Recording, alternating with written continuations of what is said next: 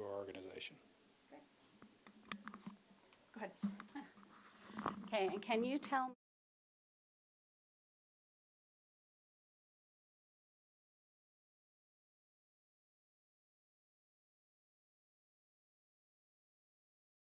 Get started. I'd like to welcome everyone out to our city council tonight. All those are here and all those are watching on SF-17. I've asked Dale Robertson to give us our opening invocation.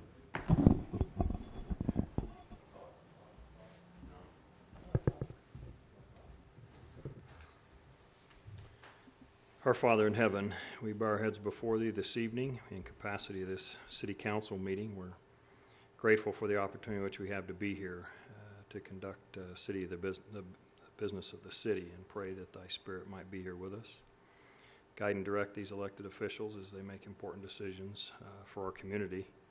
We're grateful for this beautiful place in which we live, and this wonderful city and the citizens here. Pray that thou would continue to bless each of them. And we pray for families and victims of catastrophes throughout the world at this time, and ask thee to send thy tender mercies and blessings their way as well. And for these things we pray in the name of Jesus Christ. Amen. Amen. Thank you. I'll ask Councilmember Beck to lead us in the Pledge of Allegiance. Please stand. Repeat after me. I pledge allegiance to the flag of the United States of America and to the republic for which it stands, one nation, under God, indivisible, with liberty and justice for all. Okay, thank you. We'll go into public comments. Anyone from the public would like to come up and address the mayor and the council can do that. All right. Seeing none, we've got an agenda request by Blake Barney. Blake, if you'd like to come up and address the council. Yes, city planner's not here today, huh? Oh, really? I thought lucky him. But what I wanted to address the council at is my concern about a gym that's being built next door to us with very little parking. I guess you know, about 10 years ago, if you ever tried to get into Gold's Gym, they were parking on the road, parking against each other, parking anywhere they could. Gold's Gym is a less than 25,000 square foot facility.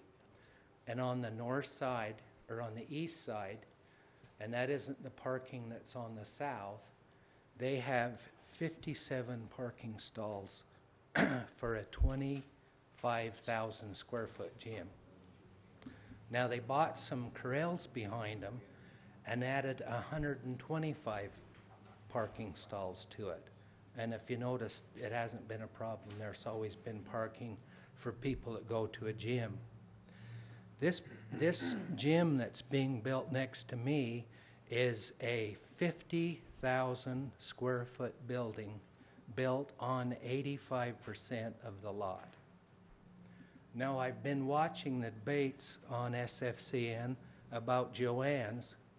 Joanne's is a 25,000 square foot lot with a 15,000 square foot building on it.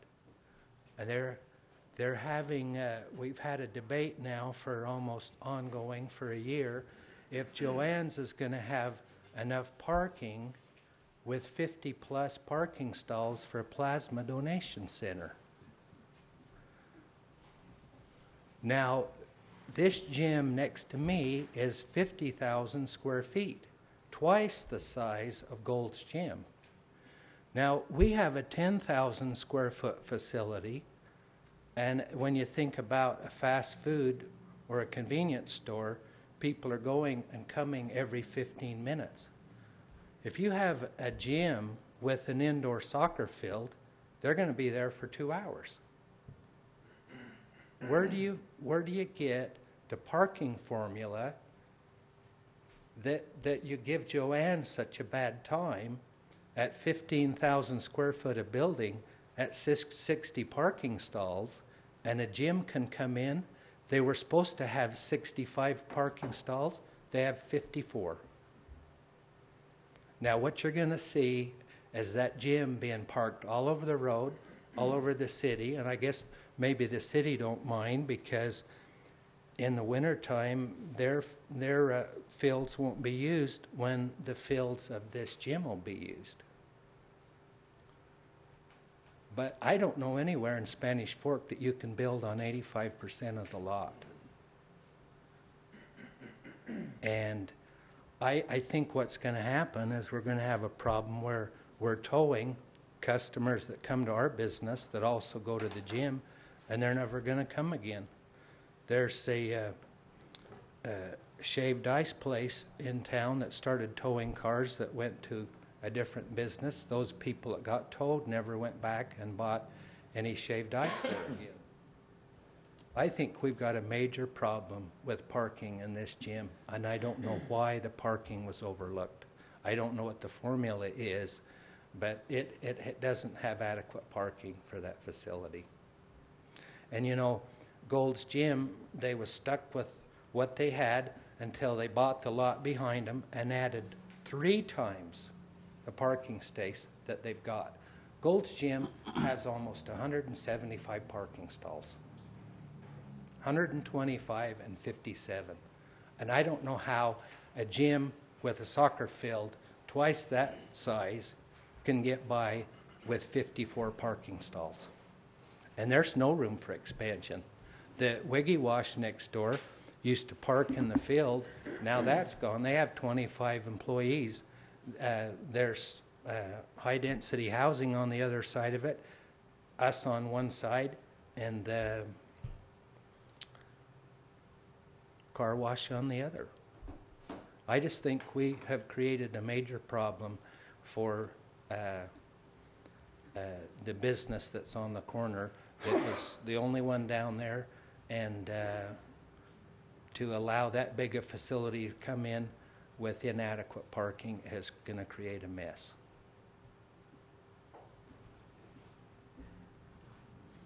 All right. Dave, do you want to address that a little bit? Sure, I'll try to. Okay.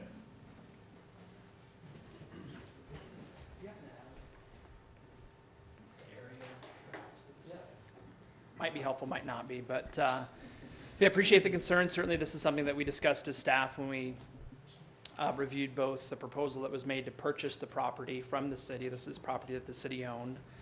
And then also as we went through the development review process and looked at a detailed site plan where we got much more familiar with the actual use and some of the specific things that the owner and the operator anticipate doing at this location. First of all, this is not a Vasa or a Gold's type of a use by any means. This is an indoor athletic facility, something that our ordinance doesn't have a specific parking standard for.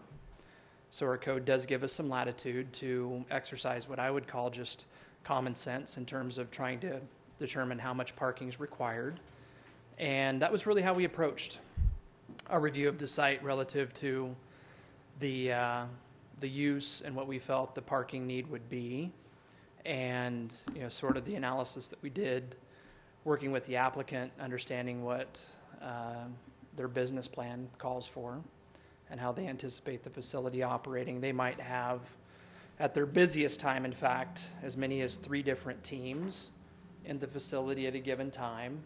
And when that's the case, they might have as many as 3 or 4 employees on site, kind of with the idea that your typical softball or baseball or soccer team would have 10, 11, maybe 12 people participating in any practice. So that times 4, we're getting in the 50 range with that. And then with the idea that, again, you might have as many as 4 employees on site. You need potentially parking for 4 of them as well. And with that, just the math being what it is, for 50, maybe 55 parking spaces is what would be required, kind of given that scenario. Now that being said, we wouldn't anticipate that with the types of athletes that will be using this facility, typically people that don't have driver's licenses, occasionally they carpool, Typically, parents don't sit through, for example, a full 2-hour practice. Therefore, creating the need to have a parking space through the duration of that time that somebody spends in the facility, but also taking into account that you might have sessions that start at 3 o'clock in the afternoon and end at 5 o'clock in the afternoon, with another group coming in at 5 o'clock in the afternoon. So during that turnover time, there might be a greater need for parking for a few minutes while kids are getting dropped off, picked up, and that sort of a thing. And also kind of accounting for maybe some extreme times when maybe you would have more than 4 teams, let's say, in the facility at any given time. And I appreciate Mr. Barney pointing out that we do have a lot of parking available in close proximity that largely goes unused during the months of the year that we would expect this facility to be used at its highest capacity. And as we discussed that as staff, we certainly felt comfortable viewing that as kind of a safety valve, so that should you ever exceed the available parking that's provided on site, we could work with the operator, who in this case is a relative of the owner, to make sure that we have a plan in place to provide parking either on the public land that's across the street or on site, so that, for example, the business that Mr. Barney operates next door is not adversely impacted due to a lack of parking on site.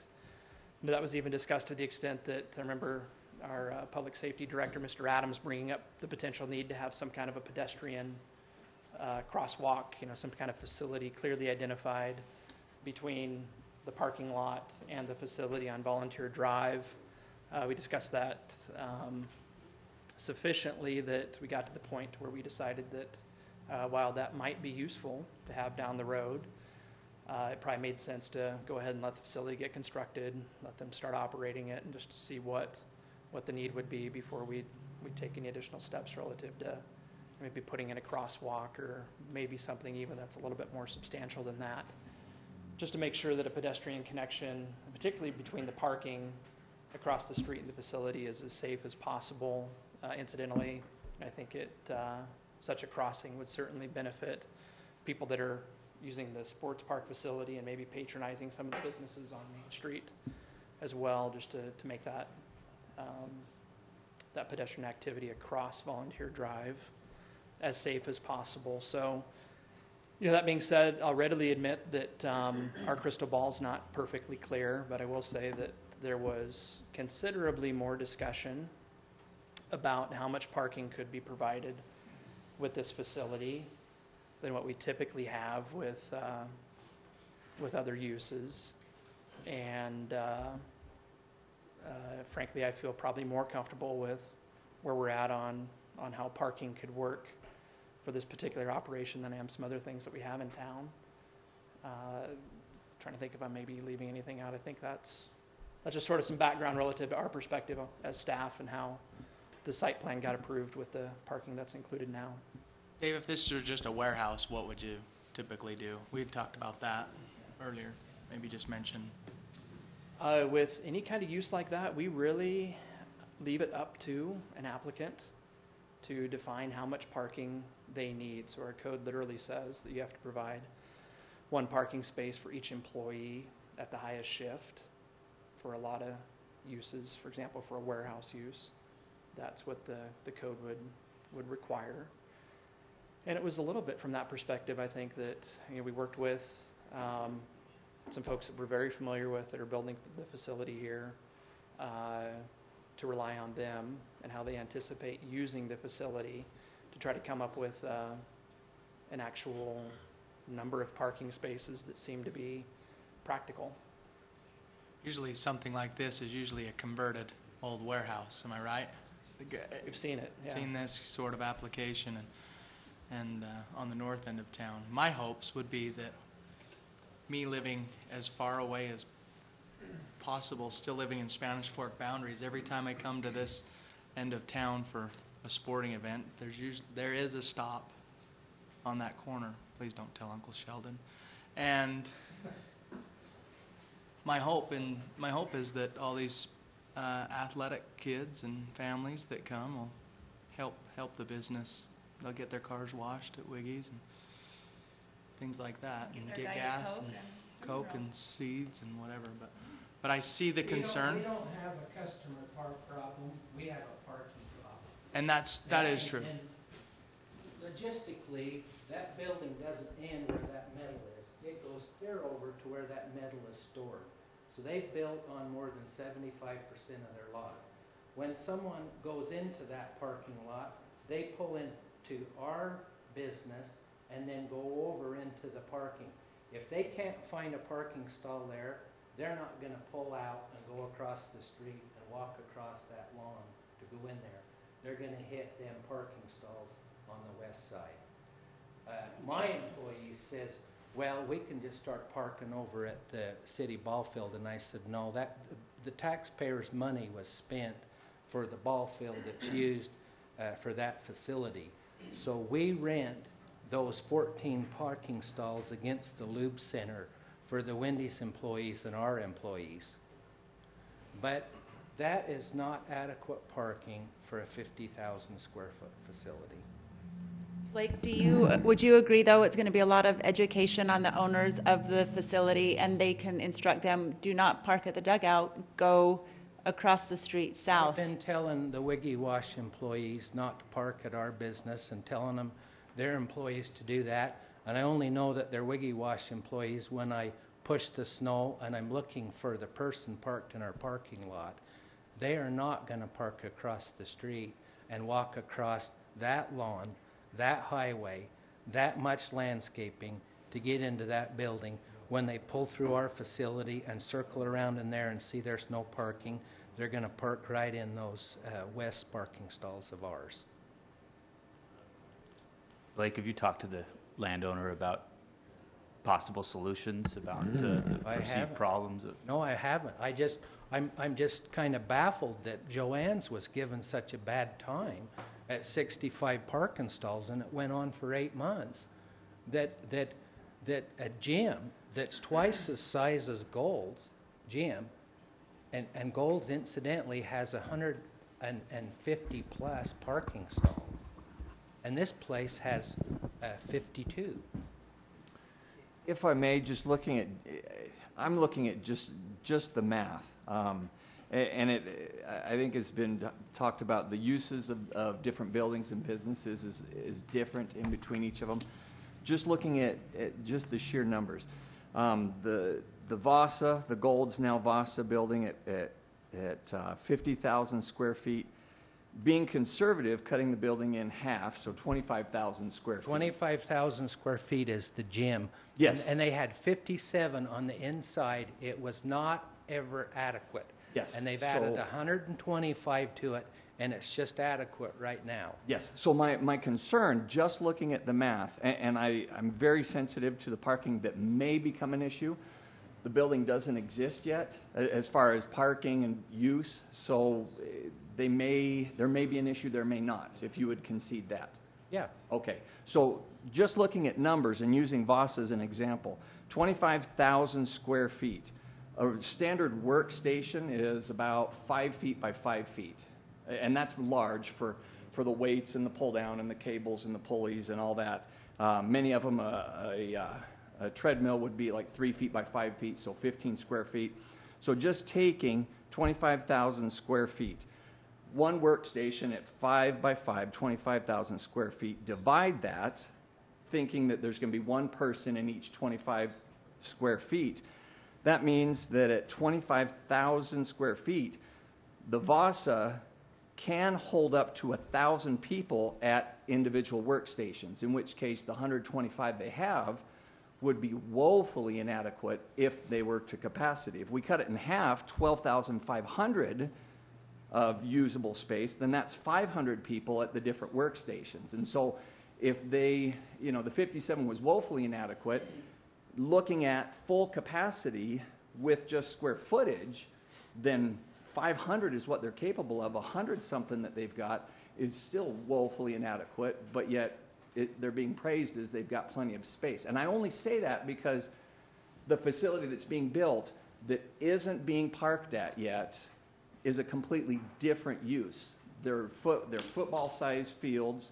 Well, yeah, where you've got this isn't cubicle, but see, Right, and we that's- have 10,000 square feet. Yes. We have 45 parking stalls. Okay. We pay $600 a month for 12 more parking stalls.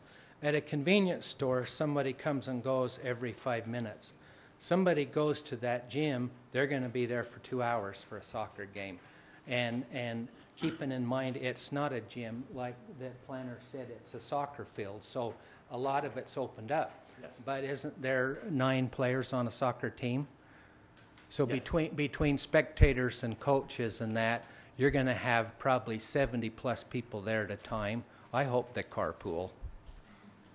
Most teams, if you've coached, generally do. And again, these are assumptions on a building that isn't being used yet. Well, I have a hard time believing that somebody can buy 2 acres of prime retail area and build that big a building and think that they can get by with 40 parking stalls. I don't know how they'd pay for that business. 40 or 50? 54. 54. 54 parking stalls. I don't know how they're going to pay for that business. It just baffles me. What I see is them not making it and it going to a full-fledged gym, and then we're all going to be scratching our heads wondering what about the problem we caused. Because you do the math, that place isn't going to cover the cost they've got in there having 40 people come a night. If I may, I don't think we need to worry about this part of the problem. I think we're getting outside of ourselves when we start talking about their business plan. I'll be back here then when it's a problem. But I so think we you won't have need- you have a great problem right now in that you have more customers than your parking lot allows, and I think that's a great problem, Yeah. right? We don't have a customer There- problem. We have a parking There would problem. be For there are more- many for- businesses today that would love to have your problem, well, and we probably should have required you to have a bigger parking lot. well, Or a smaller building, sorry, let me finish, or Yeah. a smaller building when you built your building 10 years ago. And so I agree with what Councilman Scobes is saying. I think we're getting a little ahead of ourselves when we're saying they are already you woeful. won't have to go till January and it'll be a problem. Well, I appreciate And- your and- prophecy there, but Yeah. let's give them some time. Let's Okay. let them Well, you know, do in their the- business in the and see how they downtown do. area where you have Main Street business that's never had any parking, those people do the best they can. When you have something like Barry's, they was allowed to come in there and their business grows and grows and grows. They park at the park, they park on the street, they park anywhere they can.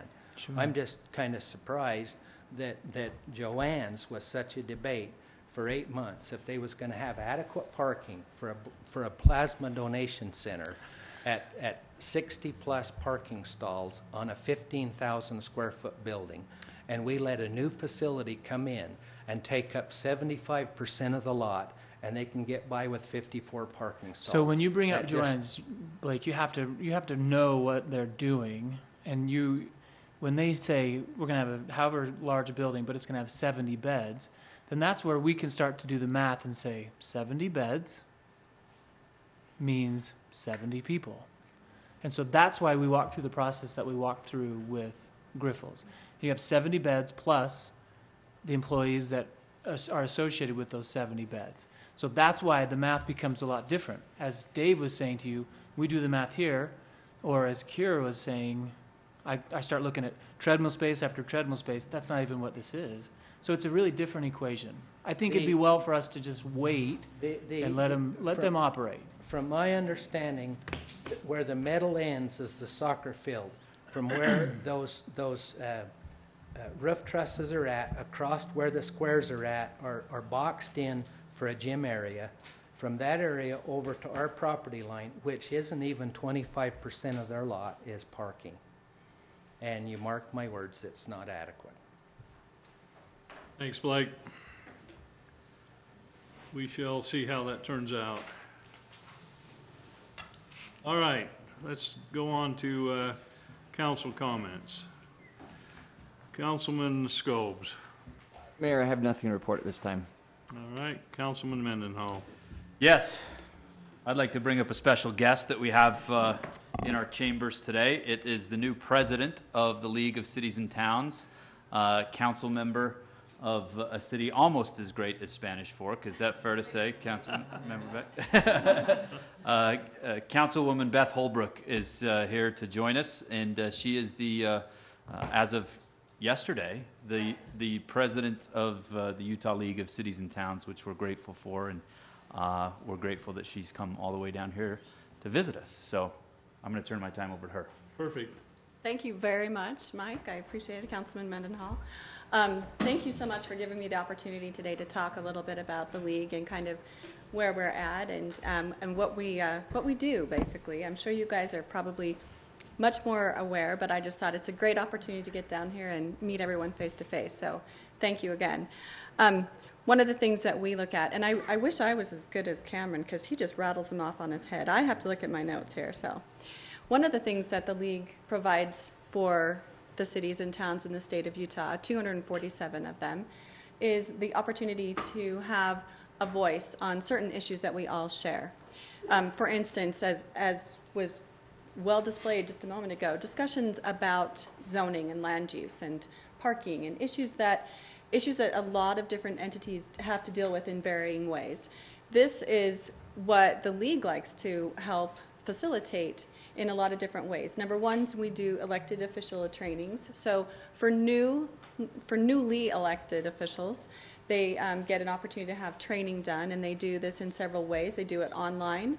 They do it with Utah State University, by the way, provides that service for free to the league. And they do it in person. They're really trying to help elected officials get that level of background and education. They also do trainings for planning commissioners and other types of commissions, boards of adjustment, boards of appeals. It depends on how you phrase that. Another thing that we take a look at is we are what we would consider to be, how do you want to say this without saying the word lobbyists? We are kind of lobbyists, but we are also representing ourselves when we go to the state legislature. And we want to make sure that we work in tandem with our state legislators and our senators and our representatives so that we can have legislation that is going to be impactful without being negatively impactful and or subject to the laws of unintended consequences, which can happen now and then. We work on a lot of different things, and we have a lot of individuals that are also on committees that work with the league as well. For instance, we have the City Managers Association that works kind of in conjunction with the league, and they get an opportunity to have their own events and their own training so that they can be looking at things, obviously as a city manager versus, or a city administrator versus a planning commissioner. There are different issues that have to be dealt with, and we try to address all of those. Some of the things that the league is dealing with right now, and this is ulct.org, and you can look at their legislative advocacy. There's nothing in the bill tracking right now because obviously we're not in session, but when we have the session, which I think starts January 23rd, I believe, that's a highlight of all of the legislation that we feel as a league is impactful. But we can't do it without other council members, other entities. For instance, having Seth being involved, having our city managers give us this perspective on legislation helps us to be able to make sure that we're covering all the city issues. One of the challenges that we have is how do we make sure that our local voices are being heard and what our local perspectives are. Every now and then there are some challenges, and we try to make sure that the local perspective, in other words, the opportunity that we have as city council and mayor to decide the types of issues that were actually just barely brought up, like parking and zoning and those types of things. Those are really important to us, and we always like to make sure that we are managing that effectively so that we can present that to any legislator who maybe had a question or something else along those lines. One of the other big issues that we have is also transportation and economic development. Those are two issues that are very big for everyone. As you guys know, you are a growing city. So Bountiful City is effectively built out. We don't have any major ability to grow anymore in terms of the city size. So we're flat or stagnant, if you would call it. So how do you address those types of issues for very different cities? Spanish Fork has the opportunity to do a lot of growth perspectives that Bountiful does not. So these are the types of things that we do as we're representing those cities, the different perspectives, and bringing that to the legislature. Transportation is obviously a big issue. We hear that all the time. And we actually had a presentation just yesterday at the LPC, which is the Legislative Policy Committee meetings.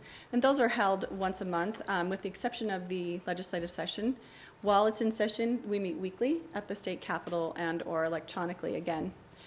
And that's an opportunity for us to make sure we're connecting with the legislature, and it's also a way for us to get information from the legislature. So for instance, yesterday we had Representative Schultz do a presentation on transportation. Transportation / economic development / land use. Those are issues that are very important to the legislature this coming session. And so I just wanted to take this time today to say thank you for Mike. I am very excited to have the opportunity to work with him and to be able to be a face that you can call on or ask questions of, and hopefully that we can make sure that Spanish Fork is being represented in other cities as well. So that is pretty much what I wanted to say. I recognize that there are probably a lot of other issues that you guys might have questions on, and I'm happy to answer as many as I can. So if you have questions, please feel free to ask them, or I just want to thank you again. We're looking forward to this. I'm looking forward to Mike. He is bringing such a different perspective, which is very much appreciated. So, like I said, Bountiful has a different perspective in terms of their city, and now we've got a Spanish Fork. And this is the great opportunity that we get, is to have those different voices. So, Beth, our viewers won't know what you're talking about with Mike. Will you share what exactly Mike offers to your committee? I would be happy to. Thank you so much. You're okay, welcome. so I am president of the Utah League of Cities and Towns, and so basically the Utah League of Cities and Towns is exactly what it sounds like. So our first vice president is actually the mayor of St. George, John Pike, and our newly elected second vice president is Mike Mendenhall, councilman here in lovely Spanish Fork. And basically what we do is we each have, so Mike has a 4-year commitment. I now have a 2-year commitment, because we actually get an opportunity to sit in a lot of different meetings and rotate up as representatives of our respective cities and then representatives of the entire state of Utah. Right now, Mike's duties will be handling our policies and procedures, and we are actually taking a deep dive into what the league is doing to represent us in this day and age. One of the challenges, obviously, with electronics and social media and all those other dynamics that go into play with education and talking to other cities and legislators, is that how do we make sure that we as a league are doing what we're supposed to be doing? Are we following current laws, current policies that are established? And so Mike gets to chair that particular committee, who is made up of formerly elected but no longer elected officials. So good broad perspective on that. The other thing he gets to do is head the nominations committee for the next year. He won't be doing that until July of 2018, and he'll get the opportunity to find out who among the applicants that we get each year from city councils, mayors throughout the state, who is it that we can continue to have, not only on the executive board. So there's a president, first vice president, second president, and a past president, and that would be decided every year, but also board members. And our board members are made up of council members and mayors across the state. You have to be an elected official and then in some capacity. And we get a lot of people who have vast amounts of experience. In fact, although we have a new board with several, I want to say 4 new people, we went around yesterday and talked about how long they've each been in service. And I would say that the average probably has been about 6 years on the council. We had a couple of newer people that bring different perspectives, but for the most part, there's a lot of steady, long-time experience in various roles as an elected official. So it's a good opportunity for us to do that. And we get to shamelessly use Mike and his perspective and background, so this is going to be great. That was a great question, by the way. And that perspective is how to talk country in, it's how to, AKA, right? say Spanish FARC to them, so. Well, we're excited, we've got Mike up there to represent us, and we appreciate all the work you do and what you have done, and we're looking forward to continue to work strongly with the League of Cities. Thank you very much. I appreciate it. Good luck. Thanks, Beth. Thanks. Thanks, Beth. President Holbrook is a great leader that we're excited from the board perspective, and I know the rest of the league is excited to have her lead us into battle this next year. And sometimes, I've said it many times here before, Mayor, but sometimes that is a battle that we're made sure to be represented on a legislative level as local authority. And the word authority sounds somewhat different to some people, but the difference that it drives home for me is that how often are people going to come to city council and talk to us about a problem that occurs in our city that maybe they want change with? Well, they can do that pretty often, and it's pretty easy to get here, or it's easy to watch on television. It's a lot harder for that person to maybe go up and attend a subcommittee or a committee during the legislative session up at the state level. And so the league is obviously a great resource for our lobbying efforts and to make sure the control of people's lives is the most closest to people's lives, so they can come and have an impactful discussion with their local elected officials. So thank you, Beth. Those are two kind of words. But if I may, Mayor, one point that I wanted to point out about what Beth was talking about yesterday in our meetings about the transportation task force that is now set up in the legislature, and Representative Schultz of Weber, is it Weber County or Davis County? Weber County is heading that up. Great guy, seems like very open to talking about solutions. But the couple of notes I took from that Legislative Policy Committee meeting was that the Kem Gardner Institute, their new study shows that our population in Utah doubles in 2055. Along the Wasatch Front, it gets there quicker because 2/3 of the population lives along the Wasatch Front. And so when we're talking about transportation issues in Spanish Fork, through the league and through the legislature, that is connected all up and down the Wasatch Front. And that's the 10,000-foot level that they're looking at from the legislature. So it's incumbent upon us as local elected officials to try and make sure we have a say and our citizens have a say in how that comes together and comes about, especially along the state highways and freeways. So that'll be an interesting discussion this session, and I'm sure more sessions after that, and especially the funding aspect of it. When we send our tax dollars up to the state and those come back in B&C road funds, how much do we get back to repair our roads? And that's a huge issue for us in Spanish Fork, especially a city that's put a priority on our roads. So I'm excited to work with Beth, excited to work with the rest of the league and the board in the coming years. And that meeting was a good 4 and 5 hours, and that felt like a breeze compared to the 9-hour meetings we've had last year, right, Beth? So, that is correct. That's all I have, Mayor. Thank you. Great. Councilman Argal. Thank you, Mayor. I don't have anything really to report, but one of the most asked questions that I've had over the last year is, when are the stores going to open in Canyon Creek? And I just want to let you know that over the next couple of weeks, and Petco and Famous Footwear are already open. And over the next week or so, a couple more of those will be open. So just want to remind the citizens and the public.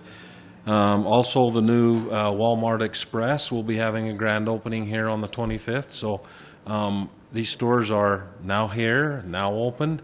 We're excited to have them in our community. I encourage you to go visit them. They will be advertising grand openings, each one of them. They're having a soft opening. And I know I speak for my daughter-in-law because she thinks there's only one store in the world, and that's TJ Maxx. But there are other stores, I promise you. But she is so excited about this opening up. So, and it's going to open up here in the next week or so too. So just want to let the public and the citizens know that Canyon Creek is growing, and some of those things are coming to fruition, and we hope to see more of them. So thanks, Mayor. Councilmember. Yes, I was just going to announce the ribbon cutting, but it sounds like Chad covered that. I know Walmart's will be at 7:30 a.m., and that's up in my neck of the woods, so I look forward to running over there for quick errands and not having to drive 10 minutes downtown. Meet the Candidates is tomorrow night at 7 p.m. If you'd like to come out and meet or ask questions to those running for mayor or council, that'll be tomorrow night at the Senior Citizen Center at 7. And then the Chamber of Commerce is also sponsoring their annual Trick or Treat on Main Street. That'll be Saturday, October 28th from 1 to 3 p.m. And that goes for a couple blocks. A lot of kids are down there and a lot of businesses handing out candy. So if you have little children, please know that you're invited, and we look forward to seeing you there. And that's all I have. Great. Councilman? Mayor, had an airport board meeting, reported a little bit on the Planes, Trains, and Automobiles event that took place, and guess how fast the fastest car went in the Cash Days race? What's your guess? 143.5 miles an hour. 204 miles an hour. No way. It was a Nissan. Outdid all of the fancy Lamborghinis and Ferraris and all these. And a lot of people were scared away because an all-wheel drive guy went on Facebook and said he was coming down. And so a lot of the guys said, oh, he's gonna win. And apparently some Nissan that wasn't all-wheel drive took the race. And so it was a great event. And they're giving away the plane rides here in a couple of weeks to the kids that signed up for those. And so just appreciate everybody that worked so hard on that event. A lot of volunteers made it possible. And we have a date set for August of next year.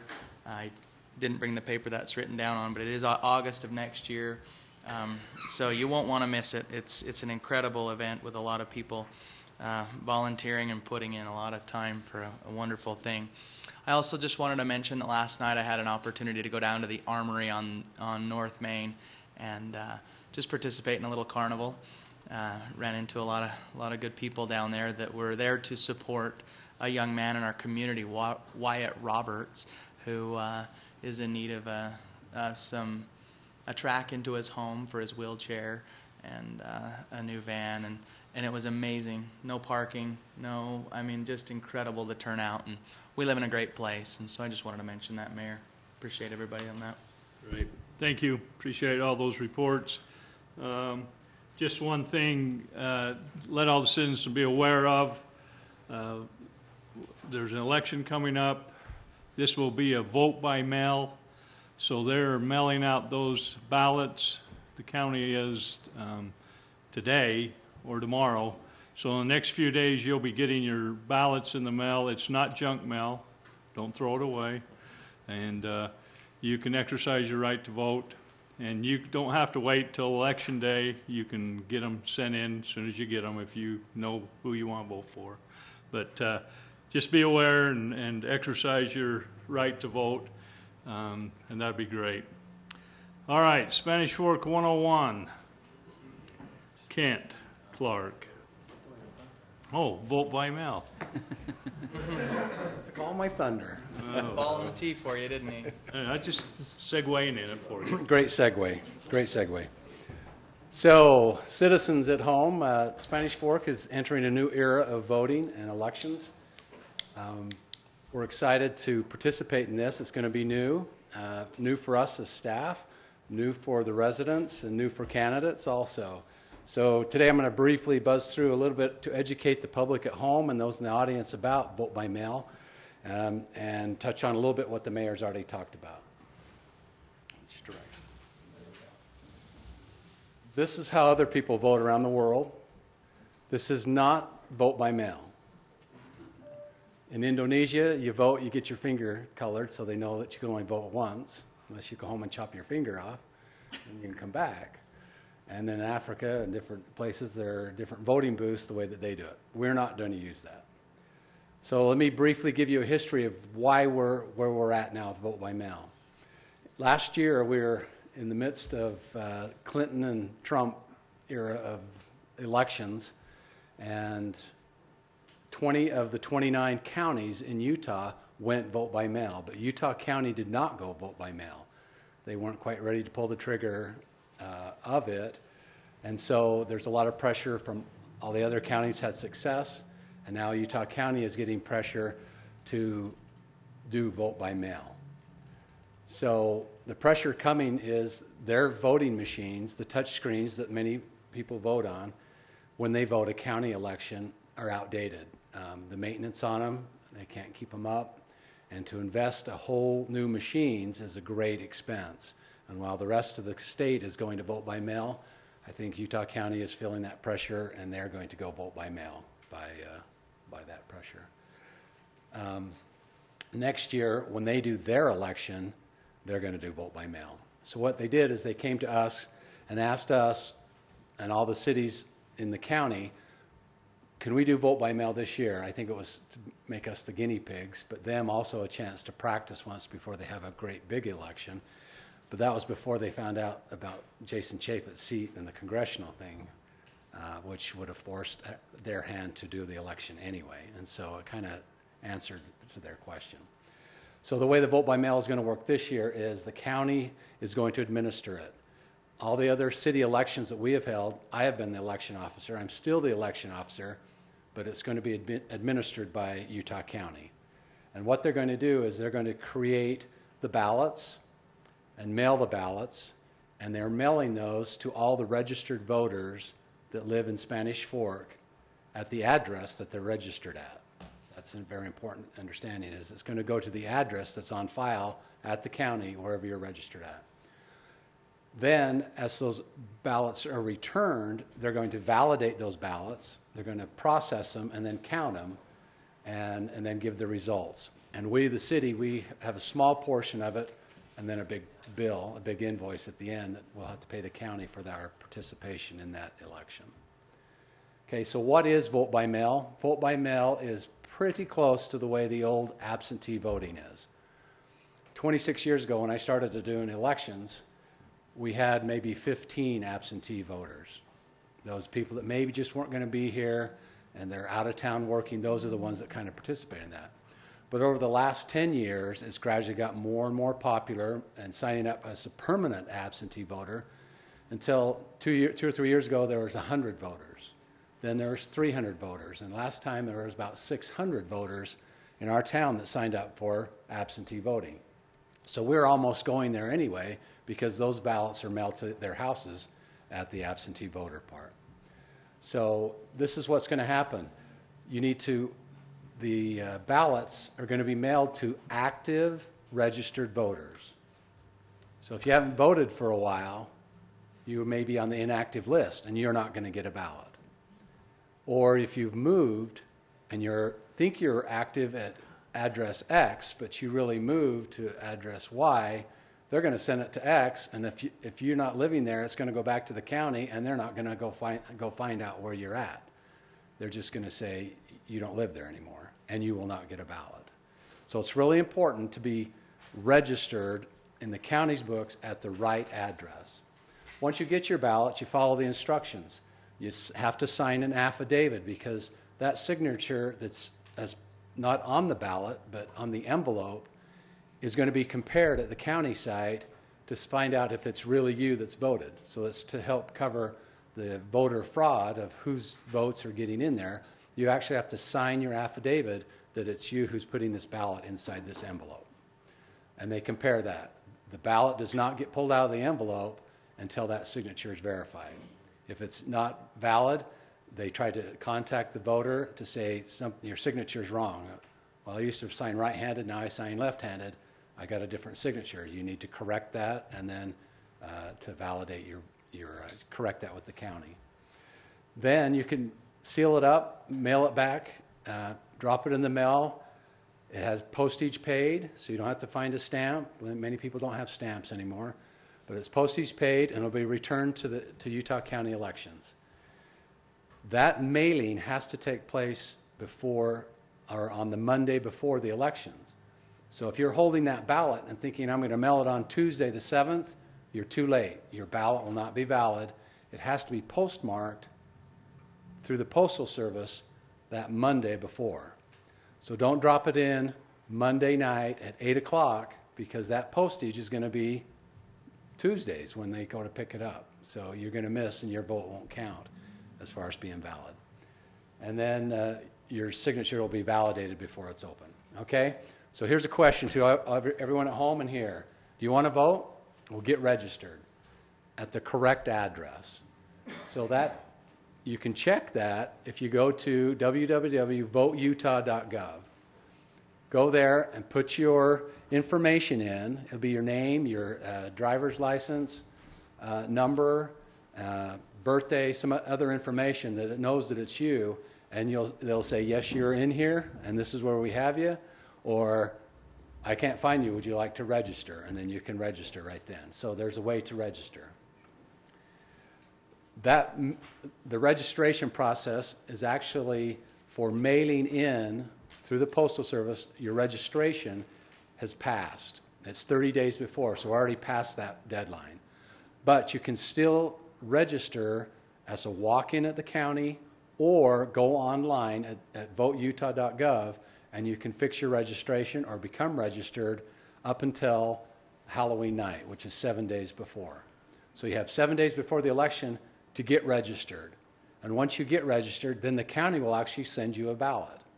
So I would recommend, if you're sitting here thinking, oh man, I didn't register, you still have time to get registered and get a ballot. As the mayor said, they're mailing those ballots today. So in the mail tomorrow, you're going to get a ballot. And so I'm going to ask you these two questions. So where do I vote, and how do I cast my ballot? I'm going to quickly go through these. Where do I get to vote this year? No, there will not be polling places to go to. We won't be at schools. We won't be there all day on election day waiting for the voters to come. There will be no polling places at the schools. You will be able to vote in your own home. You have 3 weeks to study up the issues, learn about the candidates, and cast your vote anytime between today and the 6th, as far as if you want to mail it in. So go ahead and vote as soon as possible and get your ballot returned back. It's going to be mailed to you as long as you're a registered voter at the correct address. How do I cast my vote? Many people have asked me this question. What does it look like? I've never done vote by mail. And so I'm going to walk you through what it's going to look like. You're going to mark your ballot, sign the affidavit, fold down the signature flap security so it keeps, as your signature will not float through the mail so people can see it. It's going to be behind a flap, and then seal the envelope all together and then mail it before the 6th. This is what the ballot looks like that you're going to get in the mail. On this, it also has the 3rd Congressional District as far as a party, a Republican, Democrat, Libertarian. Those are running for Jason Chaffetz's congressional seat in the 3rd District. That's on our ballot. 98% of our city is going to vote that ballot. If you happen to live west of I-15 in District 7, they are not in Jason Chaffetz's district, so they won't have that on their ballot. At least I'm hoping they don't have it on their ballot. They are just going to have the mayor and the council seat on theirs. But the majority of the town is east of I-15, and so they're going to get all 3 of these questions on theirs, okay? So this is what it looks like. This is what you're getting in the mail. You're getting an envelope. This is the empty envelope. If I can push that button. Empty envelope. You're going to have the ballot that I just showed you. You're going to have instructions, and you're going to have your return ballot.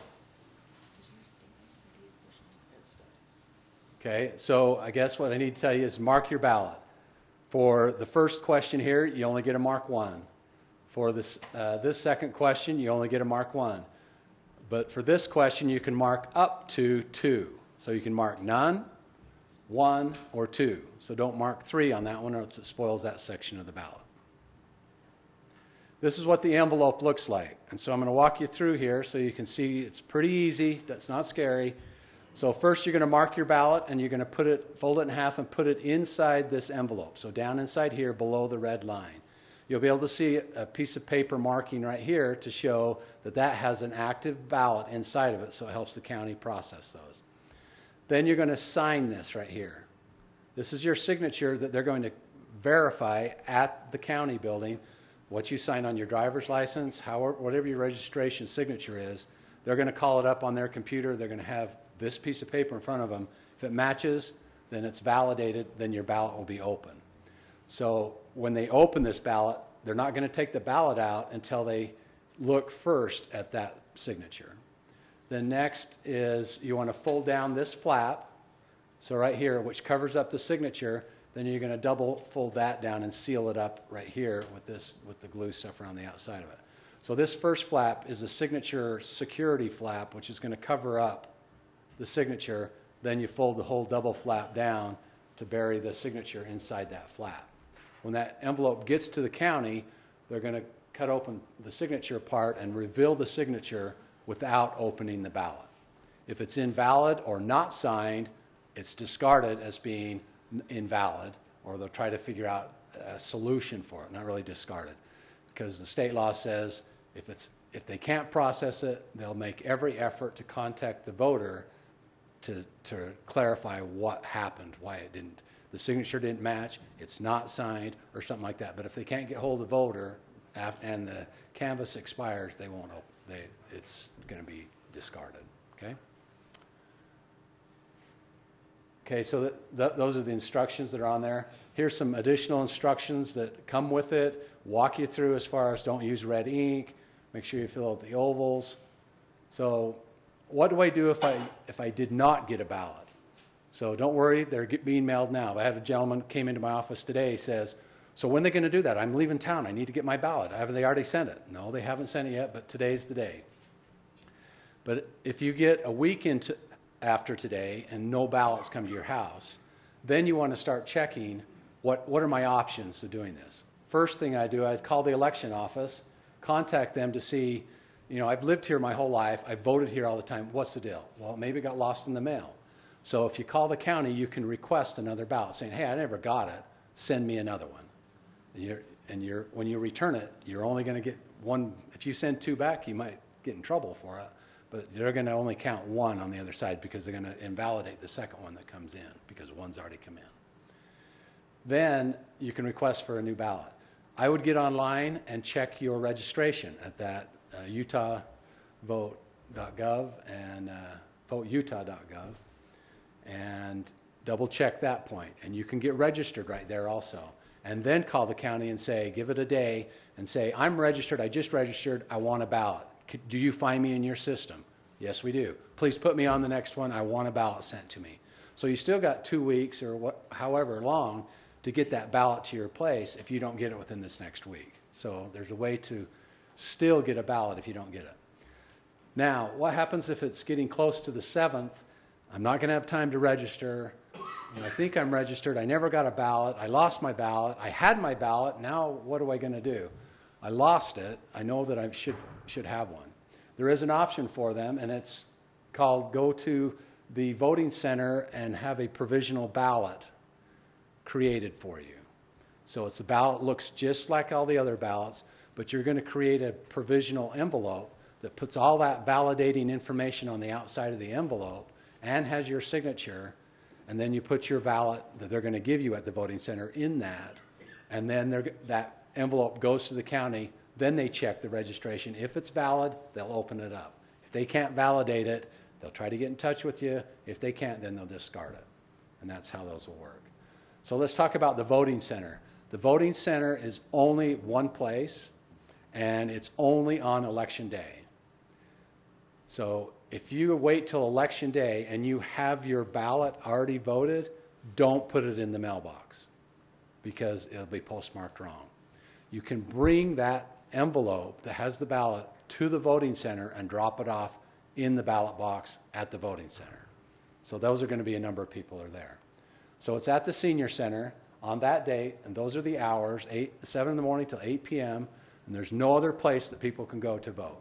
They can't go to the county. They can't go to the city office. This is the only place if you don't have a ballot, and it's this date on the 7th, okay? So this is, we did this for the primary, so we recreated the inside of the senior center, and you can see 2 ballot boxes here. This ballot box right here is if you just want to drop off. You've already got your ballot. You just missed postmark date. You'll come in and you'll put it right in that box right there.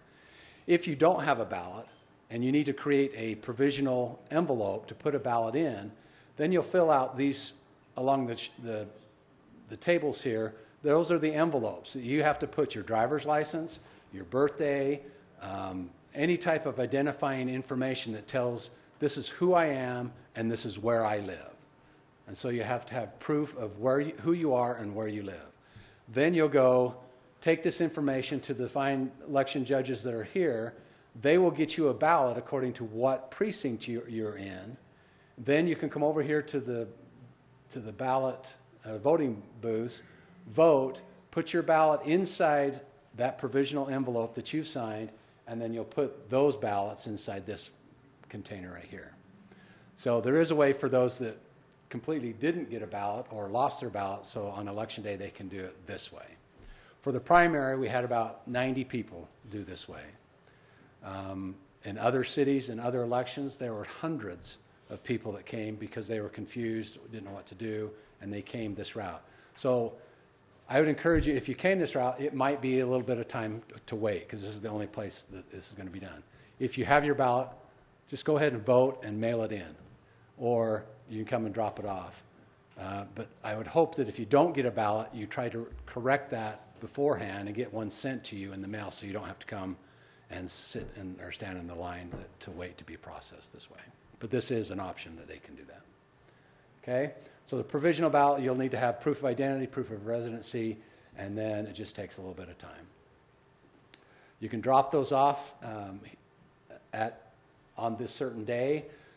Citizens can also, if they want to, they can bring their ballots here to the city office all the way up until that Tuesday. So we have a ballot box, one of those orange boxes in my office in here.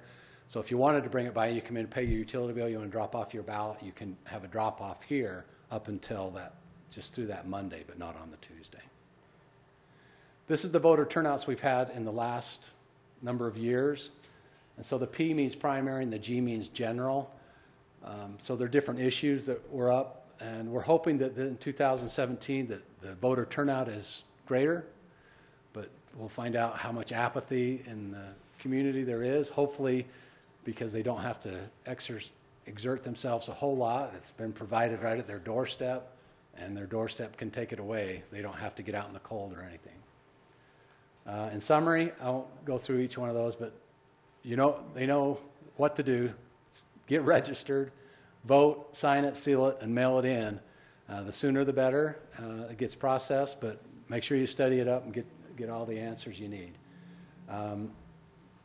For the residents home to know, the elections office in Provo is located in the middle building on the 3rd floor. If you wanted to walk in and get registered, you can walk into that office, get registered. They won't give you a ballot right then. They still have to mail it through the mail because it's vote by mail. They won't hand you a ballot to take home.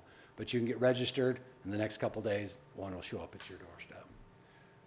And that is my presentation. I have a quick question. Sorry. How are you going to announce who is elected? Will it be the same as years previous? Good question. Thank you. We are... Don't patronize her. Very good I question. have another good question after you answer that one. I'll try to... We are handcuffed because the county is administering this. They get to present the winning. Oh, really? So it won't be on SF-17? Or it will once they give it to us, I guess. It will, but it's going to be at their website. They're going to release it on their website. Our website will link to that website. And so I was talking with SFCN before the meeting today, and he says, how are you going to present the winners? And I says, well, we're going to watch the county's website because that's as soon as we know. So I don't know, other than that everybody else can look at it, or we'll put a feed on 17 that just is the county's website that shows what the results are. So will it just be a one-time result, or will the numbers be shifting like it did? It will be shifting. Okay. So the way the results will be done, if they do it like they did on the last one, is everything that was mailed in prior to Monday, or through that Monday, they'll start processing what they pick up on Monday morning and start processing those. And on Tuesday at 5, they'll release everything that's come in up to that time.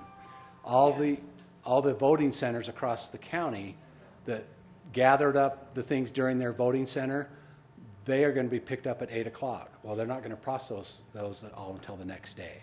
That's what they did last time. They didn't stay up all night doing them. We've kind of talked to them saying, can you speed this up? Hire extra people or just for that night so you can start the process of counting, because that's what the public expects, and that's the way that all the counting is done before. So we're waiting to see what the county is going to do differently than they did on the primary. Because the primary was frustrating to all those cities that did that. We didn't have a primary, so it didn't impact us, but many of the other cities were very frustrated with the reporting, the resulting that came at the end.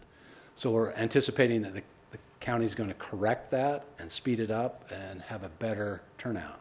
I would guess 70 to 80% of the results will be ready that night, but there's still all the voting centers that are going to come in from that day that's going to be, and then overseas have another 2 weeks to come in. So it won't be finalized with the canvas until 2 weeks afterwards, and that canvas is done at the county, and we have to wait and see what the county canvas is, and then they give us our results. That's the official out things. Second question. Some people feel like that I voted sticker is super important. So if they mail in their ballot, could they still go to the Senior Citizen Center to get their sticker and wear it? I would sure hope so. I'm just kind of kidding, but. We will have, Angie will have I voted stickers. There you go. Wow. Right next to the green wristbands in her office. Will be I like it. Any other questions? Sorry for that length. No, that sounds good. I think you covered it all. So go get registered. Check your registration. Get registered. All right, thank you. Got to accept change, Stacy. Okay, going down to B, changes in recycling market. Beth, you get to do that again? Oh, I see. I brought a literal hat, but thanks for the opportunity again, allowing me to do this. So I represent Waste Management in this, and we actually operate a MRF, which is a Materials Facility Recovery operation, and there are 2 in the state of Utah. We basically process all the recyclables for the, the 2/3 of the state of Utah. So what I want to talk about tonight is really simple and just really basic. The recycling market and the industry as a whole has gone through some significant changes, and I just wanted to bring that to your attention. So as I do this presentation, I usually always get a question about plastic bags and what is and is not accepted as recyclable material. One of the things that I'll focus on is what should no longer be in the recycling containers that you happen to have at your curbside. But first off, a little bit about the industry right now. As we know, a lot of things get political, especially when you're talking about international markets, and recycling commodities are usually international. China is the #1 purchaser of recyclables within the world. They are significantly ahead of the other purchasers. They probably purchase about 60% of all the recycling commodities that are sent throughout the world. They have a lot of infrastructure build out, and that's what they utilize a lot of this for. Other markets are India, South Korea, South America is an emerging market. Again, China is the #1 purchaser of these materials that all across the United States. We ship them out. From here, we ship out through San Diego. We have a lot of facilities in California, and our #1, just transportation-wise, is through San Diego. The challenge right now is that China still needs the materials, but as anything, they want to make a point, and so they have enacted several different changes to their recycling commodities acceptable levels. #1, it's called a green fence, in case you ever hear that term.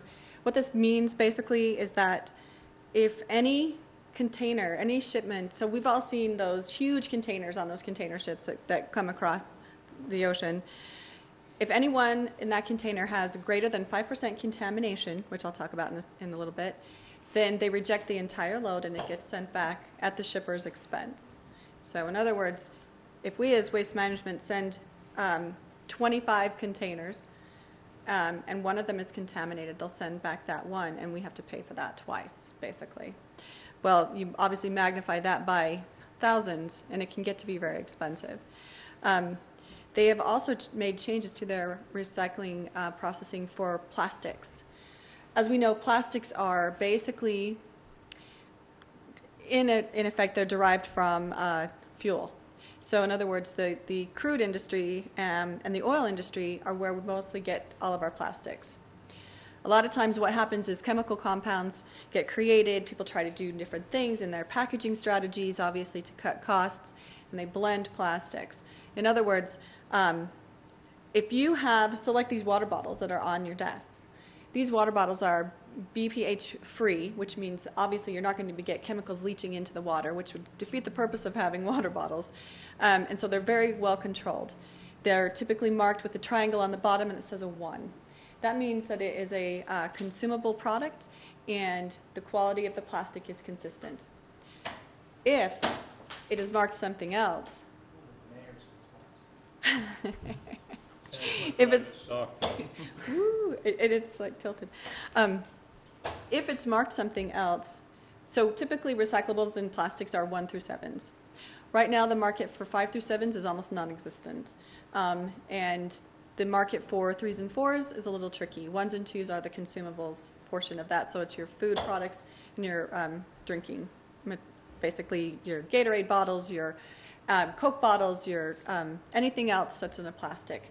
You typically want 1s and 2s. I get asked a lot about how clean the commodities should be. They should be as clean as you can make them, keeping in mind that we are also the state that has the second, what are we, we have the second, we're the second driest state in the United States. So you have to kind of balance how you manage your recycling commodities in that fashion. In other words, you don't have to clean it out to a point where it is, you know, just beautiful and spotless, although we like that. You obviously have to manage your resources well, water being the resource that we would use to typically clean it. Aluminum is pretty consistent in terms of the market. Aluminum will typically stay within the United States. It's a 60-day turnaround, typically. The challenge, not a lot of people recycle aluminum. It's shocking, but it's only about 29% of the aluminum created gets recycled. So just remember, if you see an aluminum can, if you're a Diet Coke drinker, if you are, I can't be any more, whatever it is, if you have an aluminum can, it is recyclable.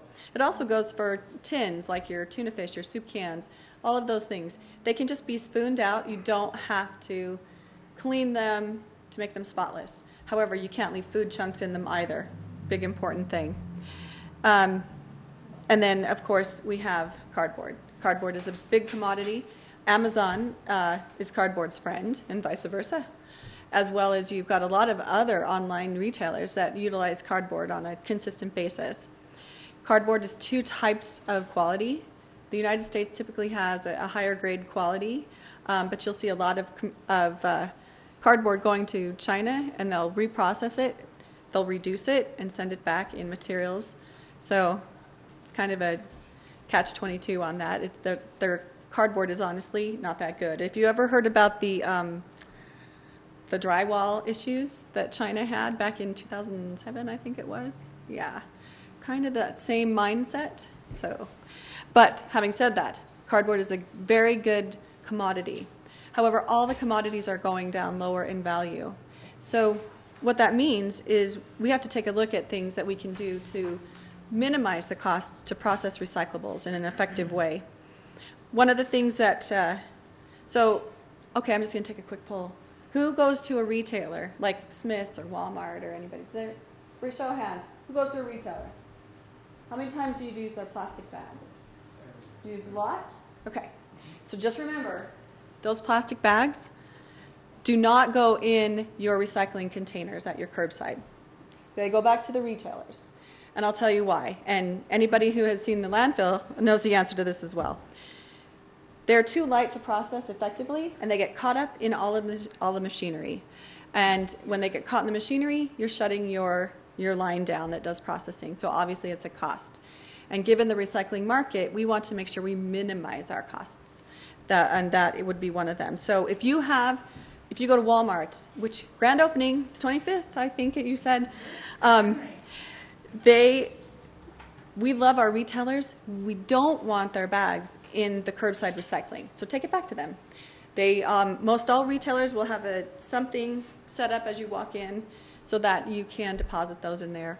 Or even better, use a bag that you can utilize again and again. So if you, we prefer you throw them away in the garbage. Unfortunately, yes, they'll go to the landfill. Just make sure you weight them down. So don't put a bunch of empty ones in there, or the landfill will have Boy Scouts, I think somebody said, cleaning up around the edges of the landfill. So they get very caught up in the wind. Another thing that we don't like are balloons, no glass, no hoses, and they're plastic. And I get why people put them in there, but they just do similar things to our processing, which would be to get gummed up in our equipment. So electronic waste, so no cell phones, no microwaves. I've seen it all. No fake Christmas trees. You would not believe the amount of fake Christmas trees that we get. If we could resell these in an effective way, maybe I don't know, who knows. No plastic utensils. Don't put them in there. They will not ever be recyclable. They are a composition plastic. It's still consumer friendly, so you're not going to have lead or anything else leaching into your mouth or your food, but they are too difficult to process on a consistent basis, and there's no market for them.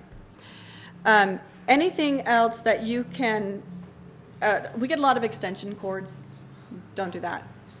That's basically what I wanted to say about the don'ts. Really, it's the retailer bags are the number one issue. Another thing is if you're very tidy, which I know a lot of people are, and you bag your recyclables, we suggest that you not do that. It's better when they're loose. So when it's a bagged recycling thing that comes across the line, it takes a lot longer to break that open and pull the recyclables out. So there's another thing. But we do want water bottles, Gatorade bottles. We want plastics. Some entities have the ability to negotiate contracts with companies that will take the 5 through 7s. So if you have anything marked 1 through 7 on your plastics, put it in your recycling anyway, because there are entities that will take those plastics and they'll do a reuse. So they'll put them in concrete products. They'll do something else with them. So again, do 1s through 7s. Your food boxes, your box boards, and anybody who goes to Costco goes, woohoo, you've got a lot of recyclables right there. Aluminum, tin, and then all of your plastics that are like for your laundry soap and everything else. Those we still want. They're good quality. One of the things that any MRF is looking at in any state, if they're shipping it to overseas, they want to make sure that there's just a good, consistent quality. So we focus on the education part, and that's why I'm here tonight. So does anyone have any questions? I know. Hey, you covered it all. That was my goal. I know that it's always changing, and so it's difficult to keep up. But if you guys have any questions, of course, you're welcome to reach out to several entities that can probably answer them. I'd be happy to answer them as well. But I really just kind of wanted to focus on the education part. We have to kind of think differently in order to manage the commodities market that we're in today. So thank you. We appreciate you giving that information for us. Thank you very much. Thanks, Beth. Okay. Motion to approve the consent items? Second. A motion by Councilman Gordon, a second by Councilman Mendenhall. All in favor say aye. Aye. All right. Let's move on to public hearing. We got an ordinance Z11-17, changing the zoning designation and amending the official zone map of Spanish Fork City for the Perez Townhome zone change. Thank you, Mr. Mayor. There are two parts to this proposal. One, like you said, is a zone change, which is simply apply our infill overlay to a project. We have a preliminary plat for that project as well. It's known as the Perez Townhomes. It's located on 400 North. You can picture the property as you're heading east on 400 North towards US 6. When you get to US 6 and that overpass there, it's the vacant property on the south side of 400 North. It's got a pretty good slope to it. It's got a really odd configuration to it. Over the years, we've seen a number of different development proposals for this property and one that's next door as well. That's the reason that the zoning was changed a number of years ago to R3. That happened when a different development was proposed that the city acted on shortly before the recession. And I think largely because of that change in economic conditions, that project simply didn't move forward, and the projects remained vacant. This proposal is a little bit different from other ones that we've seen, just in terms of the design and the layout. A little bit less density than we've seen with some other developments. This is 15 units on just a little bit over an acre and a half. All accessing 400 North from this one point right here. Each unit would have a 2-car garage and room in what I think effectively will be a driveway behind the garage for another 2 vehicles. And then in addition to that, the applicant is planning for a total of 9 guest parking spaces in the project, which exceeds our parking requirements by a considerable margin. This is an up-to-date version of a landscape plan that's been submitted with the development. It's a little bit different than the one that you have in your staff report. And just mention before I talk about one other issue that both the Development Review Committee and Planning Commission have reviewed the proposal and have recommended that it be approved. Just from my perspective, speaking only for myself, I think this is by far the most functional approach that somebody's taken in terms of designing a project that works for the site. Other development proposals that we'd seen in the past all tried to incorporate a vacant parcel that's right here, a property that's landlocked, into different development proposals, and largely because of standards that we have that we required people to adhere to, which I probably would be inclined to defend, things like a maximum cul-de-sac length, and the design that we require in terms of how much space a cul-de-sac bulb would take up, but to maybe describe why I believe those different development proposals never moved forward. Maybe I can describe what I'm talking about a little bit better here. So there's this property right here. And you can see how this property already has a really odd configuration to it that's somewhat exacerbated by some topography that exists. This is not a flat piece of land. And there is some water over here, some springs. So a number of different constraints exist in terms of being able to put together a design that allows this property to be used functionally. And when this property was added to different proposals here, and somebody, for example, needed to design a cul-de-sac that would have been roughly this size back in here someplace to provide access, in short, they were therefore designing hundreds of feet of additional infrastructure to be able to utilize this property in exchange for being able to add just a couple of townhome buildings back there. So very poor return on that required investment, so to speak, to utilize this property, which I bring up because this has been the subject of discussion both with the Development Review Committee and in our Planning Commission meeting in terms of maybe to start with a couple of different things, but should the city perhaps compel this developer now to do something to try to include this property in their development? This property is owned by a separate party, and I appreciate that concept. Again, that's something that we discussed as staff as well as something that was raised in the Planning Commission meeting. But frankly, I think that, well, let me mention one other thing. I think the perspective of trying to look out for properties that are landlocked like this one and that quite possibly don't have much of a future relative to development potential if they aren't tied to a neighboring property when they develop, I think that's absolutely the right way to look at things and to try to come up with ways to allow for properties to be used functionally and to be put to some kind of good use. However, in this case, given the fact that really development has occurred on all sides, but what they share right here with this property and some of the constraints that I just mentioned relative to being able to financially justify the development of this property in connection with the development that we're looking at tonight.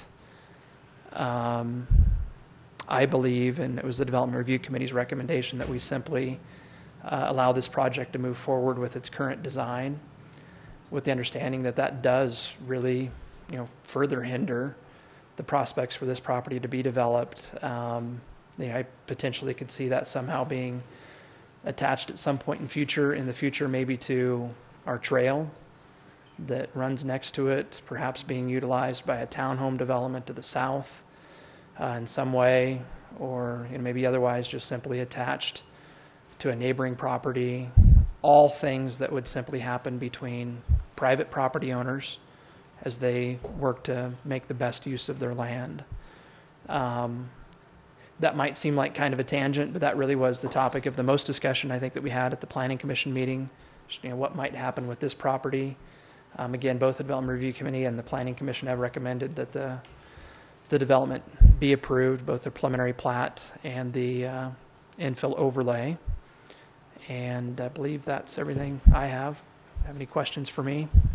You might after we have our public hearing. All right. This is a public hearing, so I'd entertain a motion to go into public hearing. So moved. Second. Got a motion by Councilmember Beck, second by Councilman Scobes. All in favor, say aye. Aye. All right, we're in public hearing. Anyone that'd like to come and talk about this zone change, you're sure welcome to come up and address the mayor of the council. Seeing none, I'd entertain a motion to go out of public hearing. So moved. Second. Got a motion by Councilman Gordon, a second by Councilman Mendenhall. All in favor, say aye. Aye. Any questions from the council on this? I had one question just in regards to if Kay Ashby did she come to any of she's the landowner for the Triangle piece. Did you see her at any Not that I'm aware of any of our meetings or anything like that? Just a neighbor of mine out in the county before I moved to the towns. So just curious. Thank you. Any other questions? The one is reading the memo, the discussion of not subdivided into condos. Are these townhome units that can be sold individually then to private owners? So they can be sold. Okay. All right. Any other questions? If not, I'd entertain a motion. I'll make a motion to approve ordinance Z11-17, changing the zoning designation and amending the official zoning map of Spanish Fork City for the Perez Townhomes zone change. Second. Got a motion by Councilman Member Beck, a second by Councilman Mendenhall. This is going to be a roll call vote. Councilman Argyle. Aye. Councilman Beck. Aye. Councilman Gordon. Aye. Councilman Mendenhall. Aye. Councilman Scobes. Aye. All right, that passes. Okay, ordinance 24-17, amending various sections of Title 15 concerning development enhancement and certificates of occupancy. Once again, Mr. Mayor, thank you. I'll talk first about the development enhancement overlay change. Simply put, the proposal is to add the Industrial 1 zone to the list of various zoning districts that the development enhancement overlay could be used in. So this is the mechanism that was developed really to create a way to approve Griffles. We're actually talking about using this in a few different ways. You'll see one of them next month as well. In order to deal with existing sites that have different constraints that need some sort of relief from a zoning standard. We're working with a company called North Star Printing. I know we've got a representative or two of that company here tonight. Again, the real brief description is that they want to expand their facility. And I'll say it is absolutely a great business. It's grown right on the site that they're at, just south of the airport. They're on the corner of, I think it's 1900 North and Main Street. They continue to grow. We want to see them be able to grow. And in order for them to make the most efficient utilization of the property that they have there, we've talked about reducing a setback requirement. And the discussion that we had with the Planning Commission led to the idea of providing that, I use the word relief or maybe deviation from a zoning standard by using the development enhancement overlay. So that's why this is proposed tonight, to add that industrial 1 zone. That's the zoning district that the business that I just mentioned is located in. If this were approved, then they would be able to submit a site plan that staff could review, that we could bring to you, and that you'd have an opportunity to either approve or deny with a standard that fails to meet our typical zoning requirement. Does that make sense? Clear as mud. Okay. The other part of the proposal is more straightforward. State law changed a couple of years ago relative to the obligation that we have as a city to issue building permits before all of the required improvements are finished in subdivisions. When that state law was changed, we thought we had made all of the necessary edits to Title 15 to make sure that we were properly aligned with the state law. We missed one. This language that you have in the ordinance that's before you takes care of what I hope is the last inconsistency that we have in Title 15, at least on that issue. So those are the changes that we're talking about here. Okay, thank you. This also is a public hearing. I'd entertain a motion to go in public hearing. So moved. Second. Got a motion by Councilman Scobes, a second by Councilman Gordon. All in favor, say aye. Aye. We're in public hearing. Anyone that'd like to come and talk about this issue, you're sure welcome to come up. Seeing none, I would entertain a motion to go out of public hearing. So moved. Second? Got a motion by Councilman Gordon, a second by Councilmember Beck. All in favor, say aye. Aye. Okay, any questions pertaining to this? If not, I'd entertain a motion. Where we're going to see it in a more detailed fashion when the applicant, right, gets ready for applying. This isn't a huge This just step there. opens the door. This makes it possible for them to have an audience with you on their specific situation. So. Okay. With that, I'll make a motion to approve ordinance number 2417, amending various sections of Title 15 concerning development enhancement and certificates of occupancy. Second. Got a motion by Councilman Mendenhall, a second by Councilman Gordon. This will also be a roll call vote. Councilmember Beck? Aye. Councilman Gordon? Aye. Councilman Mendenhall? Aye. Councilman Scobes? Aye. Councilman Argal? Aye. That one passes. Ordinance 2517, creating a new residential zone to allow higher densities. I think most of you were on the council when a couple of years ago we adopted a new zoning district to allow for apartments in Spanish Fork. And we spent quite a bit of time developing a zone that would make that possible, make it possible for somebody to have a development of up to 18 units to the acre. But as we went through that process, we had a very specific model in mind of what we felt a development should look like. And in short, we incorporated some development limitations that pertain to things, for example, like minimum project size, to have a project of 12 acres, to be able to have a project approved in our, what I'd call our apartment zone, our R4 high-density residential zone. We have a parking requirement and an open space requirement that may or may not be the best fit for some other parts of the community. And shortly after we adopted the standards that we have now as the R4 zone, we started working with a gal that since has been able to get control, so to speak, of the old Reese Elementary site on 400 North. The 2-acre site, so because of the site's size and a couple of other things as well, the idea of putting apartments there at a location that I think our general plan already suggests is probably pretty fitting for a higher density residential use, and a site that has some other characteristics that I think probably make it pretty appropriate for a little bit higher density residential use, and a site that has some existing characteristics that I know the neighbors would really like to see changed, relative to that existing building, and just how it's unfortunately became, in some ways, I think, a nuisance for the neighborhood.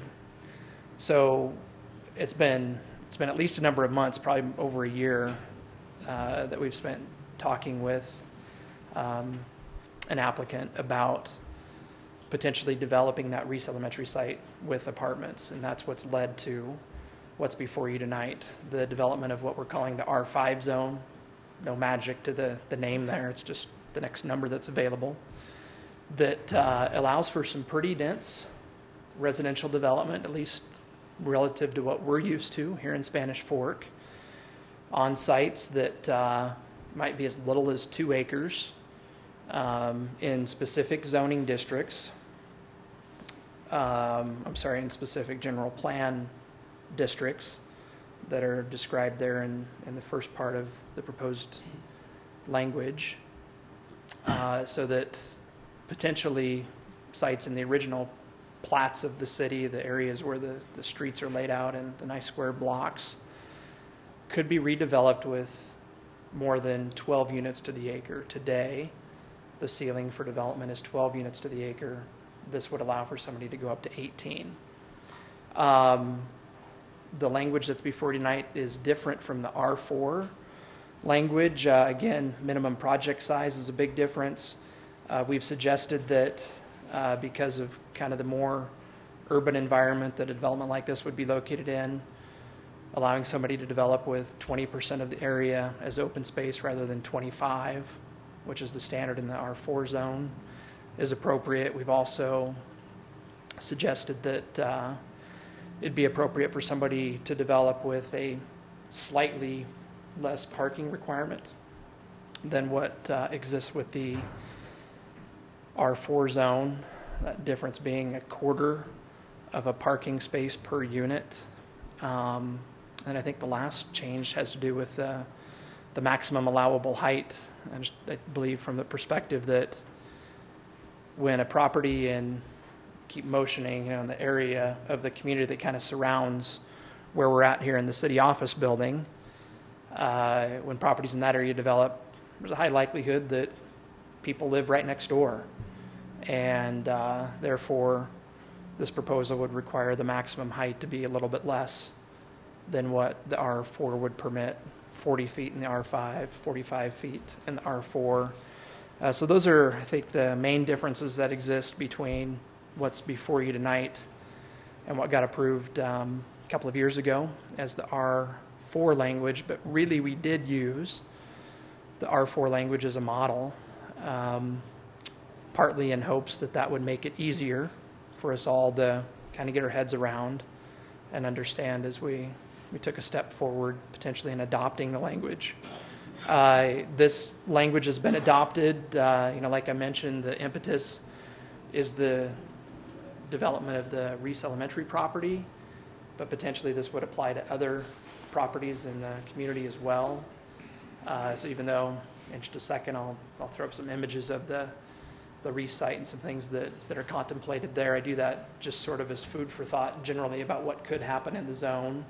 If this zone gets adopted tonight, then the applicant for the Reese project, they'd propose to have the zoning changed to R5, and they'd submit a site plan, and those would work their way through the development review process and come before you at some future date. But this would be the first step to make that happen. That being said, let me, again, this is just it's food for thought. This is a dated version of something that I'll hand out in just a minute. But you have 4th North on the south, 2nd East there on the east. Two pretty big factors we felt as to how the property should be designed. I think the applicant's done a great job of taking advantage of what's a fairly prominent corner in the community, to do something to make it fairly attractive. So a little bit taller tower here, and this is a little bit of a dated version. We've seen several iterations of this that the applicants provided, but different things, porches, balconies, and parking on the interior of the site, not around the exterior. Those are some of the more prominent features that the language that's before you tonight would require, that the applicant, I think, has done a good job of designing into the project. A certain number of garages would be required, so that 50% of the units would have access to a garage. In the case of this project, they've designed it so that all of the units would have access to a garage or a carport. And in an updated version that you'll get in just a second, the parking's been reconfigured, so this is all one open landscaped courtyard, which is kind of indicative of this sketch that actually has been really, really helpful for us to have in terms of just how things fit spatially on the site. So I really appreciate the applicant working with us as we've made adjustments, and the we's been staff and the Planning Commission, to different iterations of the R5 language. And we could actually see where there were conflicts in terms of the design and different things that we felt were important to include in the project, and therefore we could make adjustments to the R5 language. In some cases, we felt that the applicant needed to make adjustments to their plan rather than us to the language, and they've been very accommodating in that respect. So that being said, I'll pass out the latest version of what we're talking about relative to the Reese property, but again, there will be additional discussion about this in that site-specific forum where we're presenting something for approval on the site, rather than just, kind of like I said with the previous proposal, opening the door for somebody to be able to make application to do something. Quick question. When you had your when you met with the people around this, Yeah.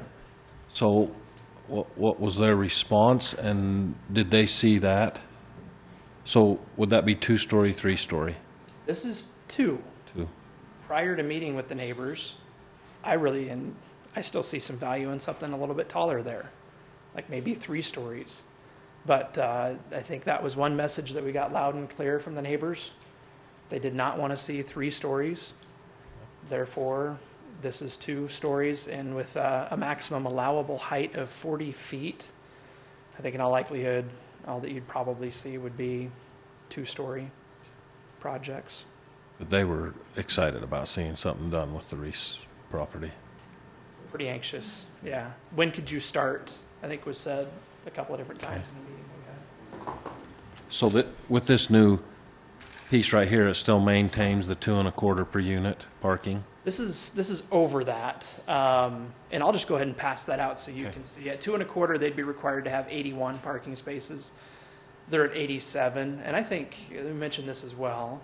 I'm not sure that in every situation we'd want to recommend that a project be approved with just 2.25, but by putting the zoning standard there, that at least gives somebody the opportunity to propose that. But like in this case, I think typically we'd see a proposal work its way to you with something more than that provided in terms of parking. All right. Thanks, Dave. Public hearing, I'd entertain a motion to go into public hearing. So moved. Second. A motion by Councilman Mendenhall, a second by Councilman Scobes. All in favor, say aye. Aye. All right, we are now in public hearing. Anyone that'd like to come talk about this project, please come up, state your name, and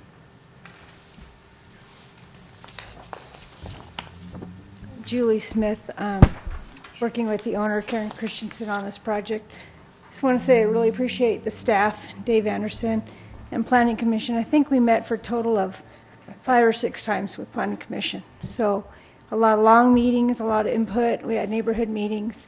I think that this side aside, just having a new zone, R15, is huge for the city. As you know, there's a huge demand for apartment housing in American Fork. For instance, my daughter lived in Elk Ridge. building a home in American Fork and sold her house too quickly, has no place to go, no apartments to rent. She has 4 children. She had to go to Provo. Where on this site, Karen is providing some 3-bedroom units, as long as 1-bedroom unit, so a large mix there. So I think the community as a whole will benefit from this R5 zone. Again, I think the parking requirement, I like how Dave had it worded as minimum of 2.25. As you can see on this one, we also have a lot of 1-bedroom units, so we probably won't have that heavy of a car demand as if you had all 2 3-bedroom units. So I like that word that he had. We also like the height requirement, being at 40 feet to give that corner a little bit more boldness. The neighbors are excited to have this. Their concerns were parking on the public streets like most people. Their also concern was the architecture. They didn't want it to be something that didn't fit in with their neighborhood. They wanted to feel like their houses still would look nice and wouldn't look old and dated. So I think the architects worked really well with that, with a lot of brick and stucco and different features on the exterior. I'd just like to say I'm really glad that this new zone hopefully will be approved, and we're looking forward to applying it to our property. Thank you. Thank you. Anyone else would like to come up? Seeing none, I'd entertain a motion to go out of public hearing. So moved. Second. Got a motion by Councilmember Beck, second by Councilman Gordon. All in favor, say aye. Aye. Any other questions? I do have one, sorry. I'm tearing the Reese down. Am I going to fall on the developer's responsibility? And tearing the Reese down, sorry, and removing. Demolition? Demolition. Please. My name is Karen Christensen, and I'm the owner of the property. So what was your question about demolition? So tearing the Reese down, that's a big part of it before this actually can take place. Right, And there's so is that asbestos your that needs to responsibility? be removed, Okay. and demolition will happen shortly after. Okay. So as soon as we get the green light, that'll come down. Thanks, Karen. Thanks, Karen. Go ahead. Just in full disclosure, I didn't recognize that was Karen, but I've met Karen before, and it's been at my bank job. I don't think Junior can correct me if I'm wrong. That I need to abstain from voting for an ordinance like this, but I've talked to Karen very briefly in 10,000 feet level about the project, but not actively financing it or anything like that. So, Junior, you could correct me if I'm wrong, but I don't feel I need to abstain for that. Okay. Okay. Anything else? If not, I'd entertain a motion. Well, I'll make a motion to approve ordinance 25-17, creating a new residential zone to allow higher density. Second. Motion by Councilman Argyle, a second by Councilmember Beck. This will be a roll call vote. Councilman Gordon. Aye. Councilman Mendenhall. Aye. Councilman Scobes. Aye. Councilman Argyle. Aye. Councilmember Beck. Aye. Okay. Let's get it done tomorrow. Okay, FY 2018 budget revision number 1. This will go faster than the vote by mail. Where are you going? I'm just kidding you. That's what usually happens when I talk about budget. Everybody leaves the room. Rarely the scouts even stay for the. I know, they can't even get the scouts to stay for candy. Okay, we're going to go fast through this. It's important, but it's also of the hour, so we'll go fast. That's what they all say. This is the budget revision for FY18. Started in July. We approved our original budget in June. And as time goes, it's a live document. Projects change, new projects come along. Some adjustment needs to be made to the budget. So I'm going to buzz through this. This budget increases the current budget $1,600,000. Some of those are, we'll detail them, but it's carryovers from last year projects finishing up that didn't get done last year, and some new projects and some of projects are being extended. So it's kind of a Mod Podge through each one of them. This document, or the details, will be found tomorrow or the next day on our website, and so you can have an opportunity to see that also.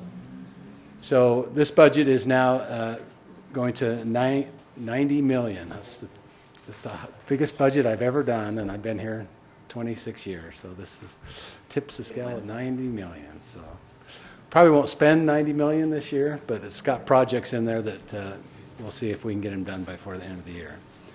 So in the city budget funds, there are 3 different basic types of funds. There's the general fund, enterprise funds, and miscellaneous funds. And so you can see how our $90 million is divided up amongst those types of funds. Again, the general fund is usually funded by taxes. The enterprise funds are usually by utilities, water, electric, garbage, those types. And our miscellaneous funds keep track of our capital projects and miscellaneous type funds. So here is a summary of what changed in the general fund by department.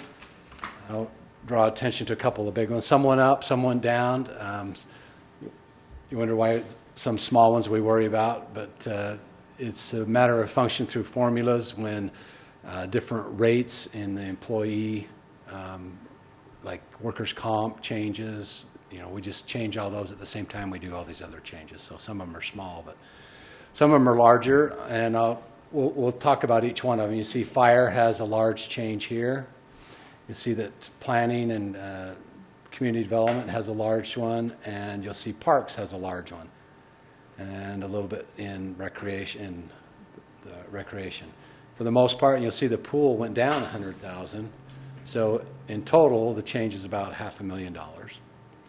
In the enterprise funds, some went up, some went down. You'll see some larger ones, mostly in electric here, and in streets, and we also have streets inside with storm drain and streets together. Now it's $600,000. This gives you an idea of how, maybe I put it in the wrong spot. Oh, there's the one I was looking for. So these are the miscellaneous funds. You see there's only one big change in this. It's through the capital projects. We'll talk about it more specific in just a minute, but the other miscellaneous funds did not change. So it's $1.6 million. General fund changed by that much. Enterprise funds changed by that much, and the miscellaneous funds changed by that much for 1.6. So here's the changes of the major projects inside each one. In community development or planning, it's suggesting to increase the budget $100,000 to hire a consultant to discuss the river bottoms, the design and use and development of the river bottoms. The police department is hiring an architect to build a new fire station on Canyon Road. It's just the architect part of this part. You won't build a whole fire station for $150,000. We'll take 2, right? Okay, parks. We have a park on the east side of town by Maple Mountain High School. This is some of the development of the city park that's there. We started out doing just parts around it, and pretty soon it became more economical to do the whole park. All the infrastructure around it, not necessarily the grass and play structures, but this is the curb and gutter and the ditch and everything around it. And then the wellness grant has a carryover that we didn't get expended until the end of the year. In the enterprise funds, the electric system has some improvements that increase their system. And in the storm drain and streets, we have a signal at Volunteer Drive and Main Street for $200,000 down by the dugout to increase the function of that intersection. The capital project are in the miscellaneous funds. There was the clubhouse has an additional $400,000. Needs to go towards it to finish that project of the clubhouse at the golf course. This is the salary adjustments as far as the salary ranges. In your document, you have some of the more detail. It was too small to print to put in this one, so I printed out the handout for you to see that. So you have that. Only rate change we have at this time in a mid-year at this point is at the golf course. If you have any questions, Dale can address that. But it's some new passes, I guess, Dale, is that what you call them, at the golf course? Season passes for different days of the week, and senior, junior, regular, stuff like that, joint, stuff like that. As part of this budget hearing, it's an opportunity in the public hearing to discuss the donations. Since if we increase or add anybody to a donation or a fee waiver, we have to have a public hearing, and we advertise this one to do that same thing, and it's to add these two that are highlighted. Donation to the Rodeo Hall of Fame for $6,000, and then a donation to the Riding Club for $2,000 for their service project for their community. And if there's any others on that list, that list is printed in your thing. If there's some that you say, oh, we don't do that anymore, or we haven't done that for a couple of years, let's take them off and make them resubmit, apply for a future time period. We can do that also. So at this time, we can take stuff off or we can add stuff on. Proposing to add that's new to the list is what's colored up there. Again, the budget's $90 million now. It's increased, and that's my presentation. All right, stay close. We might have some questions. All right, this is a public hearing, so I didn't entertain a motion to go into public hearing. So moved. Second. Got a motion by Councilman Nargal, a second by Councilman Mendenhall. All in favor, say aye. Aye. We are in public hearing. Anyone that would like to come and talk about the budget revision, number 1. You did such a good job, Kent. Nobody wants to come. All right, I'd entertain a motion to go out of public hearing. So moved. Second. Got a motion by Councilman Mendenhall, a second by Councilman Scobes. All in favor, say aye. Aye. Any questions? Comments? How many revisions do we usually have? What's the average? 3. Maybe one more, maybe 2. So do you need a motion to approve I this? make a motion to approve fiscal year 2018 budget revision number 1. Second.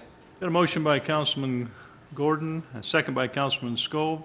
All in favor, say aye. Aye. Any opposed? Okay, that passes. New business.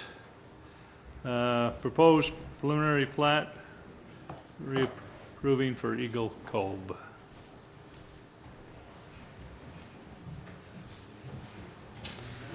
Thank you once again.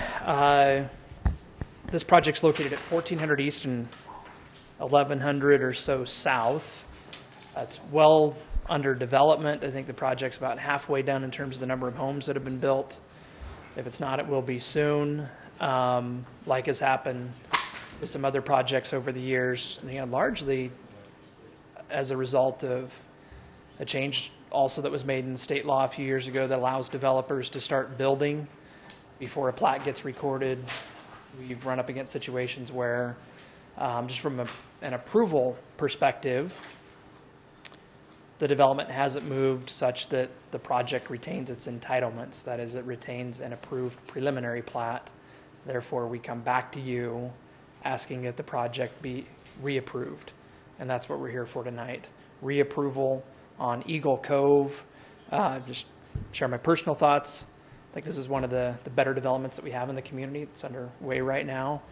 Ivory Homes does a great job of developing and building homes. One of the things that we do when you go back through this reapproval process is just to make sure that there isn't anything that needs to be updated or modified to conform to the standards that's in place now. And that's the case. There aren't any changes that need to be made by the applicant. So staff simply recommends that the preliminary plat be reapproved subject to the same conditions that were imposed with the initial approval. Any questions? I make a motion to reapprove the Eagle Cove preliminary plat with the same conditions that Dave discussed. Second. Got a motion by Councilman Mendenhall, a second by Councilman Argal. All in favor, say aye. Aye. Passes. Proposed preliminary plat reapproval for River Point.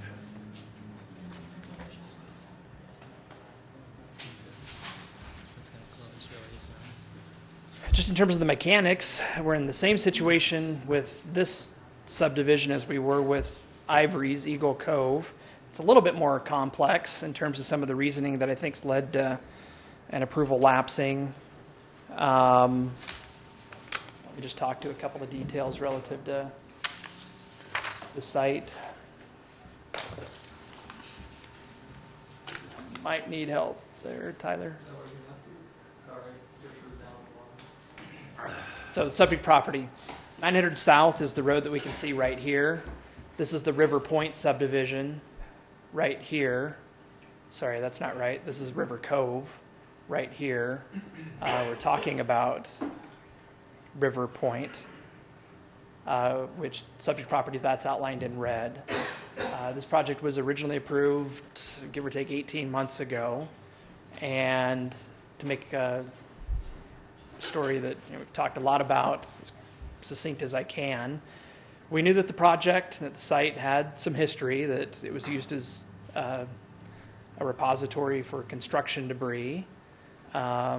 Cities had a good relationship with the previous property owners over the years, and I think that we had a good understanding of what things likely would be required in order to rehabilitate this property for a new use, to be able to allow it to be developed as a residential subdivision.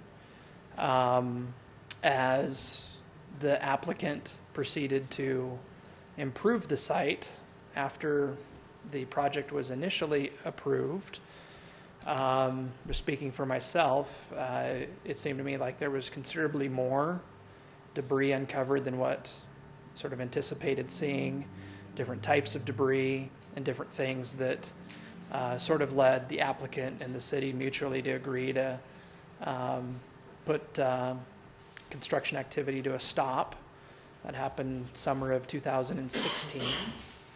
And off and on over the course of the last year, but really just over the course of the last couple of months, staff and the applicant have worked pretty aggressively to develop a plan to allow construction activity to recommence on the site, and then to move forward with plans to build a total of 40 homes, I believe, on the subject property.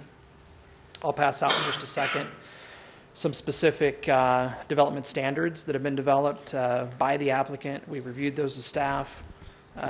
We've provided critiques. The applicant's made adjustments to his proposal relative to what will happen on the site in order to make sure that it's suitable for the development of a neighborhood. In fact, I'll let him speak to kind of the highlights of what we're calling the debris cleanup standards. We had a neighborhood meeting about 3 weeks ago. Had pretty good attendance. I think about 20 people attended that. I believe the majority of them live in the River Cove subdivision to the east. We had Lance Hess, our environmental consultant, in that meeting, ready to talk about any concerns people might have about the historical use of the property and the changes that will be coming. And we discussed a number of different issues with the neighbors. It was great to have them there. They seemed to be very candid and willing to ask questions.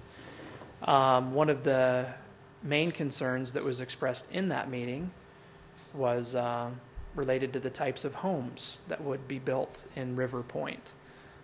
The neighbors in River Cove seem to be very concerned that the homes built here match the homes in River Cove in terms of just overall quality being defined by the kind of materials that are used in the construction, square footage, and that sort of thing. So one of the things that the applicant's done is he's taken the River Cove CC&Rs and he's sort of replicated those as CC&Rs for River Point, and I'll pass out a copy of those for each of you to look at here in just a second.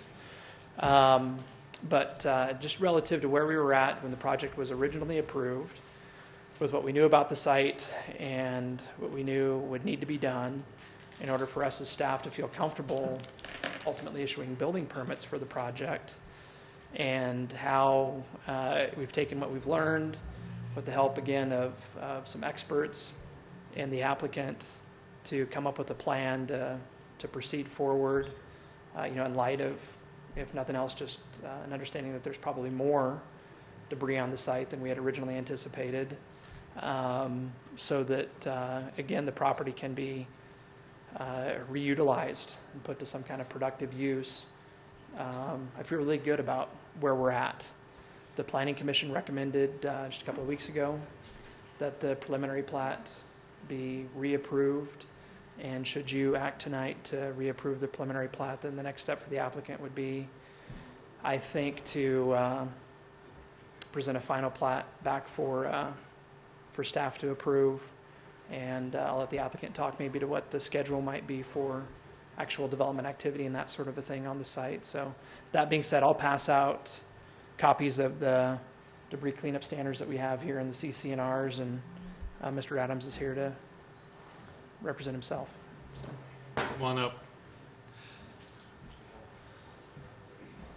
State your name and.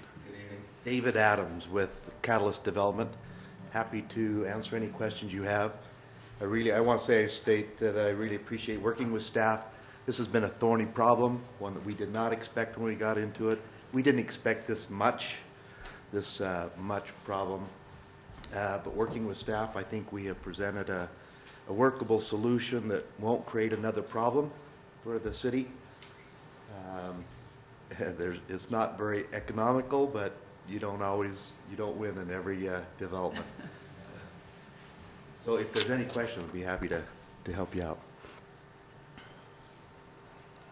Any questions?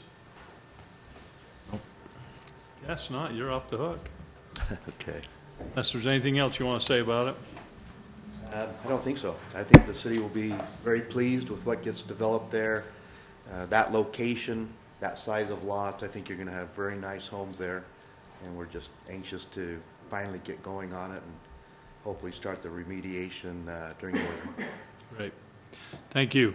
I think we can all say as a council we've been briefed on it pretty regularly, and we probably all agree that we're thankful for you sticking with it and working with staff as close as you have. All right. Any other questions? If not, I would entertain a motion. I move that we reapprove the preliminary plat for River Point. Second. Got a motion by Councilman Scopes, a second by Councilman Argal. All in favor, say aye. Aye. All right. Sports Park, final phase, RFP.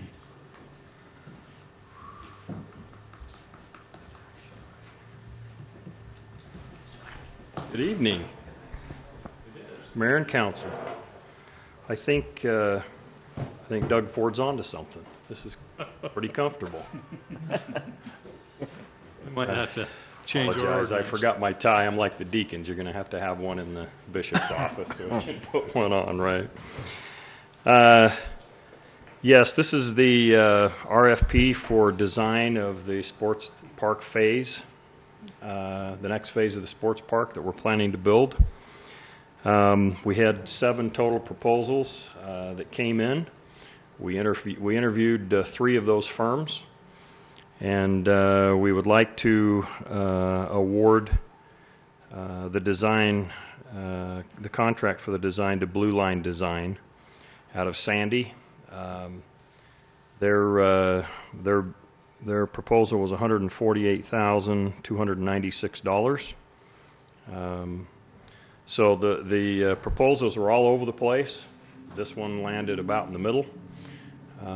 We were really impressed with them. They've got extensive experience in pickleball courts and ball fields and structures, and so all over the country, actually.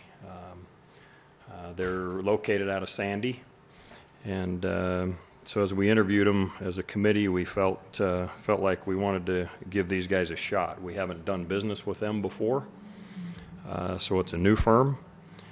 But we're looking for approval for this proposal and authorize us to execute our standard professional services agreement with them, since we haven't done business with them before. This process took us a few weeks longer than we anticipated, so we'd like to extend the bonus deadline from January to February 7th. That's what was written in the RFP, was a January date. So, any questions? So you've done a little background check on them, I assume? We have. We actually checked several references because, we don't like to leave our comfort zone too often. And And we've got one of the firms that we interviewed, we're very familiar with and does a lot of projects for us. Theirs was $30,000 more than this one.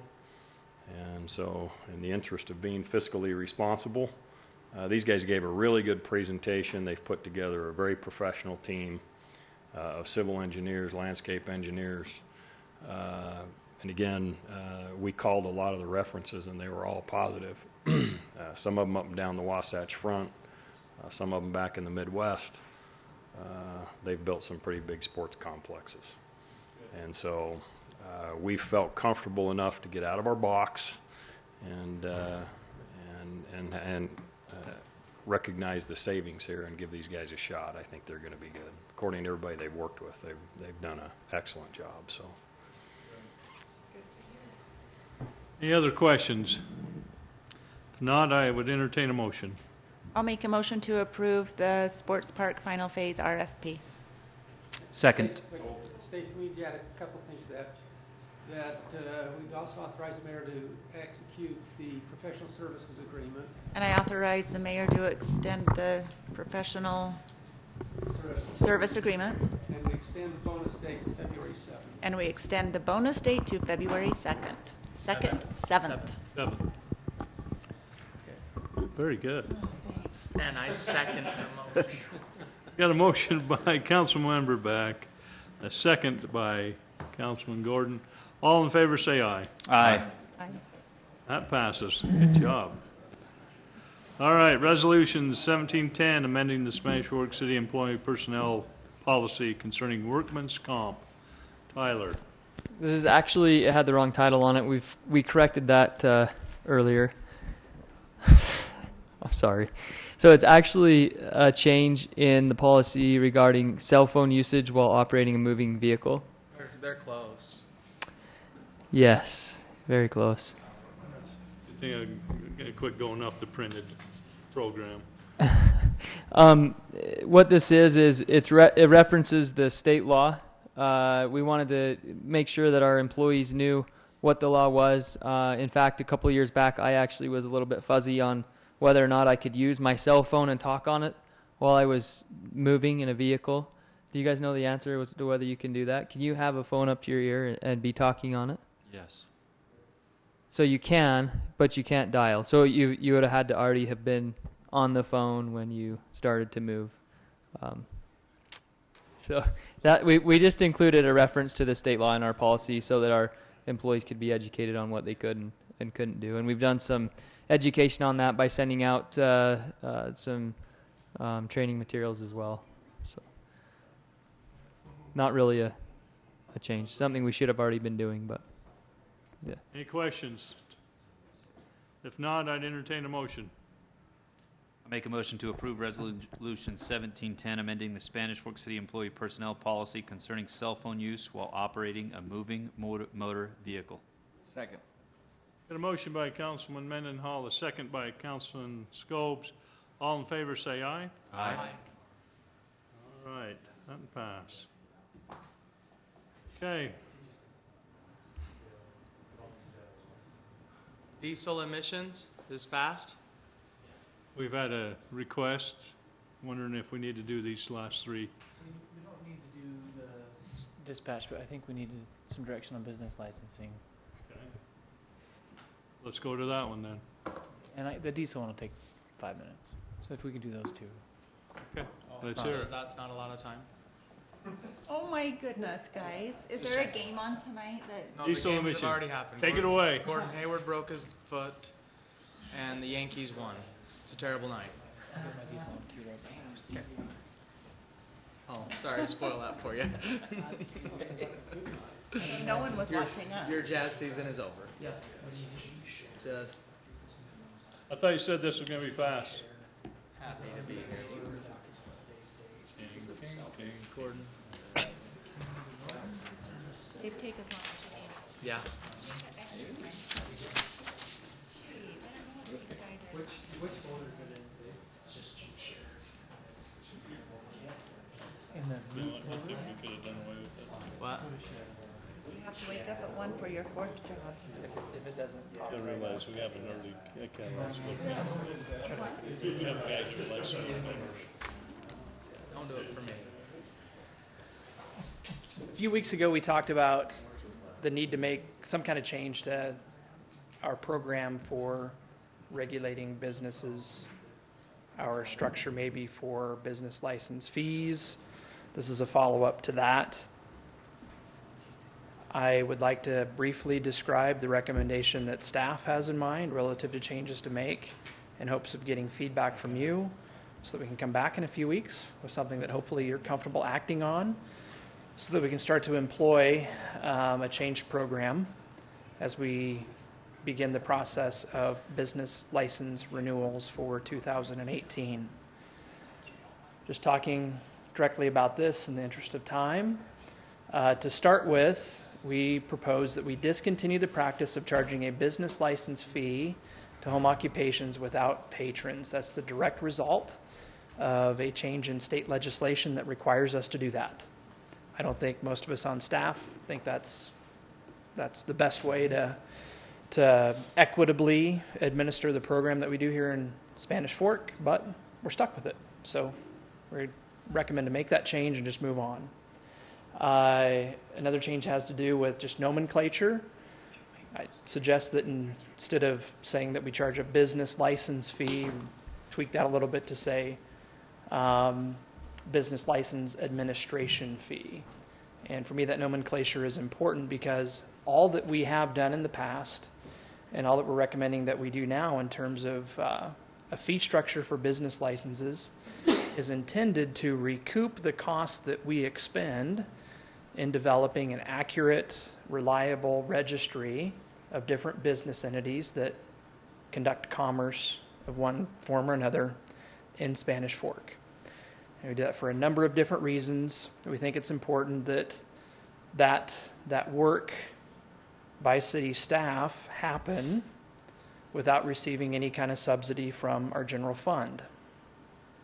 So the idea is simply that we charge fees that are sufficient to pay for the operation of that service that we offer, and that's it. That meets the definition of just simply being an administrative fee. We're not recouping, for example, expenses that businesses might generate in terms of impact that they have on a need for police officers or an impact on roads or different utilities or anything like that at all. This is just an administrative fee, hence that second bullet point.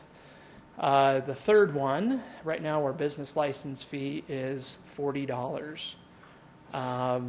With the change in the state law, there are about 400 businesses operating in town today that won't be paying a fee in the future. We'd still require them to get a license, but they won't be paying a fee. So in order to supplement that loss of revenue, while we maintain essentially the same expenses, that fee would need to go from $40 to $60.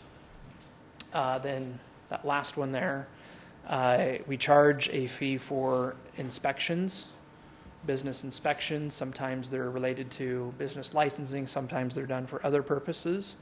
The fee that we charge today and the fee that we've charged for a really long time in the past has been $25. This has more to do simply with our costs to have an inspector show up to do inspections and different things like that. Those costs going up. We'd recommend that fee be changed from $25 to $40. Dave, sorry. Yeah. 40 businesses that have been paying licenses will no longer pay those licenses now. 400. 400. Yeah.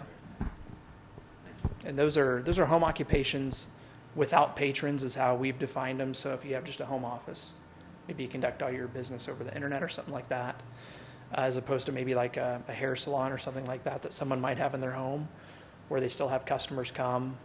Just again, per the language in the state law, those businesses would be eligible, so to speak, to pay a business license administrative fee, and they would still be charged that fee per what we're proposing tonight. We're very conscientious about where we stack up with other communities in terms of the fees that we charge. That's not the only thing that we consider when we develop a fee schedule. Like I said as well, we're very concerned about making sure that the revenue that's collected allows the program to stand on its own so that it doesn't get subsidized with property tax revenue or something else that comes via the general fund. And this is helpful for me to see. I will say this is not a 100% apples for apples comparison because of how different cities define different business license fees, but this is pretty darn close. So you can see how even with the change to $60 from $40, where we stack up with other communities in our area relative to what that business license fee would be. So I suspect there will be some pushback with this change, but I take a little bit of comfort at least in being able to see, where we measure up, how we measure up with some other communities. I think still we're a very, very affordable place to do business, so to speak. And in short, that's what we have in mind. And unless you have concerns with it, we would anticipate coming back in a few weeks with a formal proposal for you to consider adopting.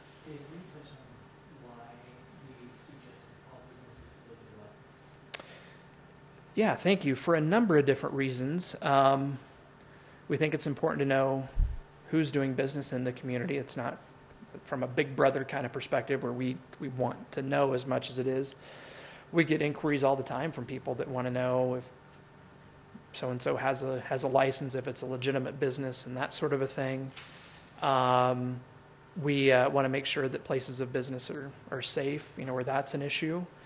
But I think probably more than anything, we want to make sure that we have an accurate record of commerce from the perspective of being able to track sales tax and to make sure that it's properly collected and, when we're a party to it, to make sure that Spanish Fork City receives the requisite part of sales tax that should be collected and returned to the community. Those are the main reasons that yeah, thank you. We don't allow all types of businesses in all parts of the community. It's fairly routine. Every year we deal with a few different businesses that are located, for example, in residential neighborhoods that neighbors recognize as being kind of an impact on the neighborhood. And we have an opportunity then to work through those issues. And one of the ways that a certain amount of order and I think just community character is protected in neighborhood settings is through the business license program, and making sure that people are located in the right places where they can meet the pertinent standards and that sort of a thing. So yeah, I appreciate that. It's, I think, an important component as well. I have a quick question. I'm just curious. Regardless the fee structure, the fact that we still require a business license, does that weigh in as different businesses, retailers, restaurants, things like that look at our community, for example? Does having a registry of 600, 800, 732 businesses weigh in on those decisions as they look at communities, or is it just a non-fact that cities hold out and say, look, we have this many either home-based or neighborhood-based businesses, and they say, oh, yeah, okay, hey, good for you? Or does it really tip the scale that they see business, commerce, things like that? What's the effect? Maybe we've been missing something because we haven't used that as part of our sales pitch to businesses when they consider locating here. But yeah, with 1,300 businesses, give or take, operating in a community like Spanish Fork, that's a significant number. So yeah, maybe we should trumpet that a little bit more openly as a reason for somebody to take the community seriously and to consider doing something here. I think, though, more than anything in interactions that I've had with companies that are accustomed to working in other parts of the country, other states, and that sort of a thing, the level of service that we provide in terms of the turnaround time on applications to get business licenses issued. We have excellent staff that can help companies that are new to the area that don't understand some of the intricacies, for example, that we have here relative to rules regarding where people can sell beer and alcohol and that type of a thing. So I think our ability to be responsive and accurate and helpful in that regard, that really, that I've had people tell us that is unique, at least compared with other places that they've worked in. And again, we do it, in a pretty affordable way, which also people have taken note of.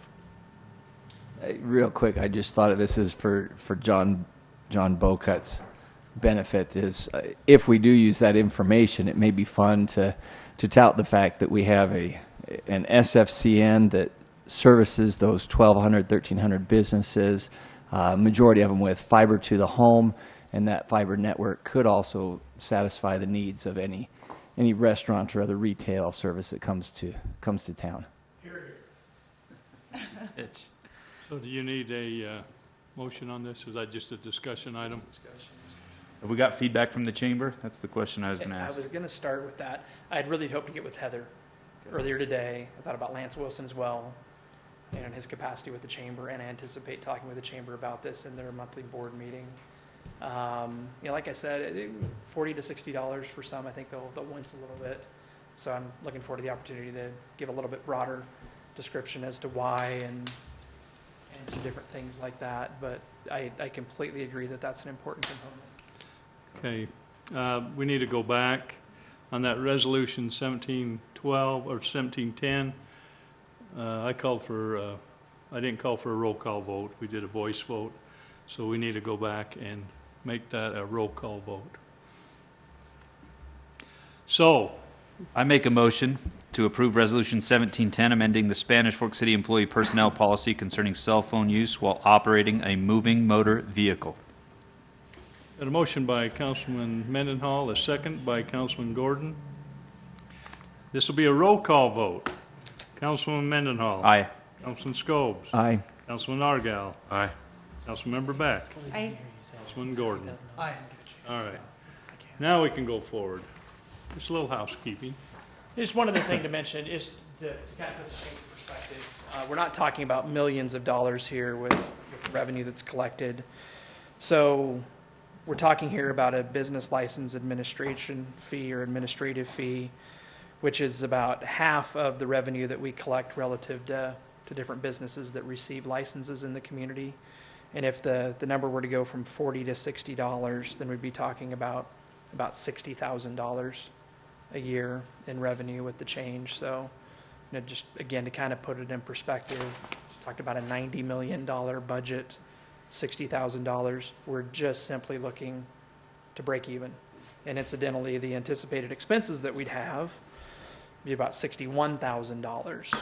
So I feel comfortable with that delta between those two numbers. So really, rather than revenue, it's just a repayment or a reimbursement. User fee, I know that's a phrase that's been used in the past, I think accurately, to talk about what people are really paying for. Yeah. Thanks, Dave. So we were approached by an organization called Heal Utah. They have been discussing this issue of diesel emissions testing with municipalities in Utah County. I've sent this out in a memo to the council about a week or so ago, and they've asked us if we could get a sense of your thoughts about this bill, whether you were thumbs up in support, thumbs sideways of we don't really care, or thumbs down saying we oppose it. I'm not an expert on it, and rather than invite them to come and talk about it, I thought we could at least try it in this format and see if you have any immediate thoughts and discussion items. If you want to learn more about it, we can have them come to a council meeting. But they sent us the information that I forwarded on to you. Essentially, the bill would require diesel trucks, pickup trucks, so light and medium duty vehicles, to have an emissions test similar to what all of our non-diesel vehicles have had for the last decade or so, maybe 2 decades here in Utah County. Apparently in Utah County, I guess Utah County is the only county that doesn't require this of diesel trucks, pickups and trucks. So this would be new for those vehicle owners, but it wouldn't be something that they would not be used to if they have a regular non-diesel vehicle. The idea behind this is that there are a certain number of PM 2.5, which is a pollutant that could be removed from our air, especially during the inversion months and inversion weather patterns, that if diesel trucks were required to have an emissions test every year or every other year, whatever the cycle would be, that their engines would be tuned or cleaned, or not necessarily cleaned, but made to be run so that they wouldn't emit those pollutants.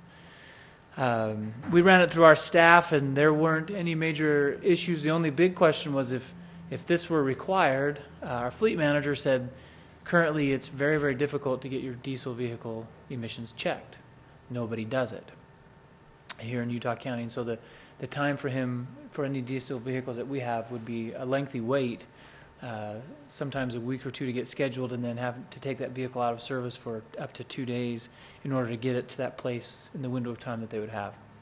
But I asked that question of the Heal Utah folks, and they researched that for me and said that they did some research on that issue regarding the capacity to handle it, and all the testing locations would simply have to do an upgrade to their computer software, and then they should be able to do it just like all the locations that can do normal emissions.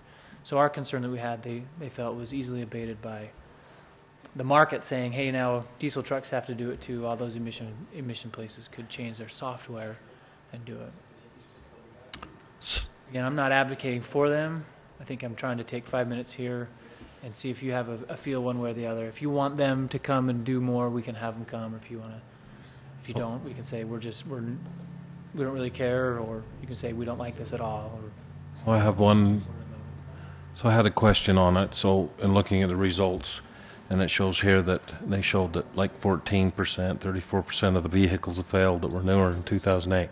So they used to do testing on the diesels years ago.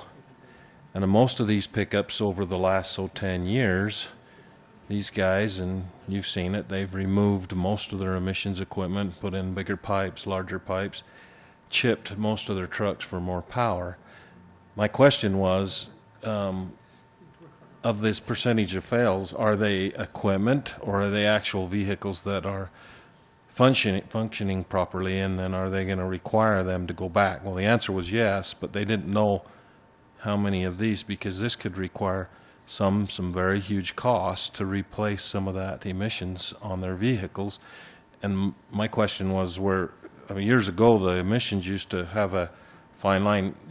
They'd test it and say, okay, you got to spend $100 in order to try to do that, and then they'd pass on that. But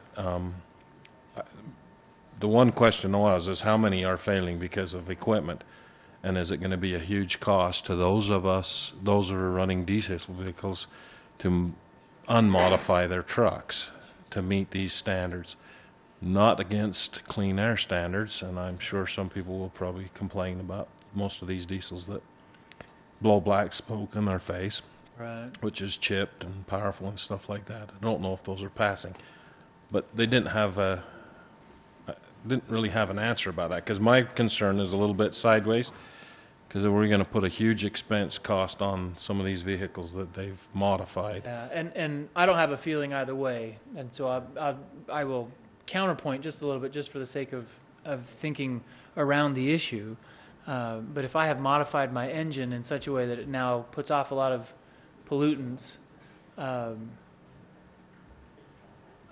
the rest of the public might say, hey, wait a second, why did you change your vehicle to make it so that it causes or adds to the bad air? Because they weren't requiring me to. Yeah, because before I could and now I can't. So as far as like grandfathering, I don't know. My guess is that they wouldn't. Didn't ask that. All I asked, I was just curious what percentage was, because there are the vehicles that are out there. I mean, a 10-year-old vehicle, is it failing because it's wearing out, obviously, or something, or is it actual physical equipment that needs to be removed or put or whatever? So, and I'm going to continue because I want an answer. I was just curious to have an answer. And so, did you reach out to the Yes. name on there? Okay, perfect. Great. I'm more worried about the cost, if there's a cost of updating software to the business owners. I don't think so. I mean, I think she. I wouldn't be for this until they get that. Check the exhaust anymore. They just check your OBD2. The software is free of charge. It is free of charge. They don't have to check the actual exhaust.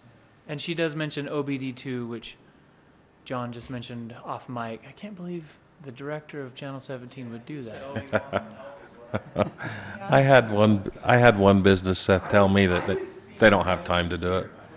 it would add a huge to them. As far as emissions. Emissions, Yeah, and I more believe you, to- yeah. There was a change in the emissions, though, didn't they relaxed the emissions for a longer period of time, and so I don't know. there might be some room, some capacity created by that. Looks like we need to do a little more research on this to find out what it's gonna, the impact it's gonna have to the city with our trucks. So we'll have minimal impact because of the things she's addressed, as well as we don't have, this is, as far as I get it, we don't have many pickup trucks that are diesel. Okay. And so it's medium and light. We have some big rigs. What they're looking They aren't for is required. support of the city for this bill that's being run. Right. Is that what they're trying to get? Yes. What did they do? Pass a resolution, Orem and Provo? Provo, I have a copy of Provo's. I shared that with you. If you'd like to look at it, I can share it again. If you want, I can have them come. Do you want me to have them come to us following meeting? I don't see how it really, what, You gotta look into it a little more and I'd see say what's. have them come in January when the inversion is about as thick as we can't see it. Do a pitch to it. So they put this bill to the legislature last year. I mentioned this in my memo, but it wasn't high enough priority. It ran out of time, and they thought it would pass. So they're looking for some support to maybe give it more oomph to be higher in the chain. Okay. All right, Thank I think you. I went too long. You did. You. You know your 5 minutes. oh, good, we're gonna do your evaluation. Okay. I move we go into closed session for, to discuss the character, professional competence, or physical or mental health of an individual, possibly land transaction, reasonably imminent litigation.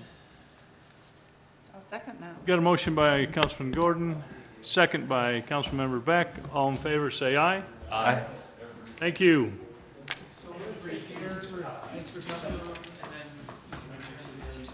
Okay. Give me the whole meeting.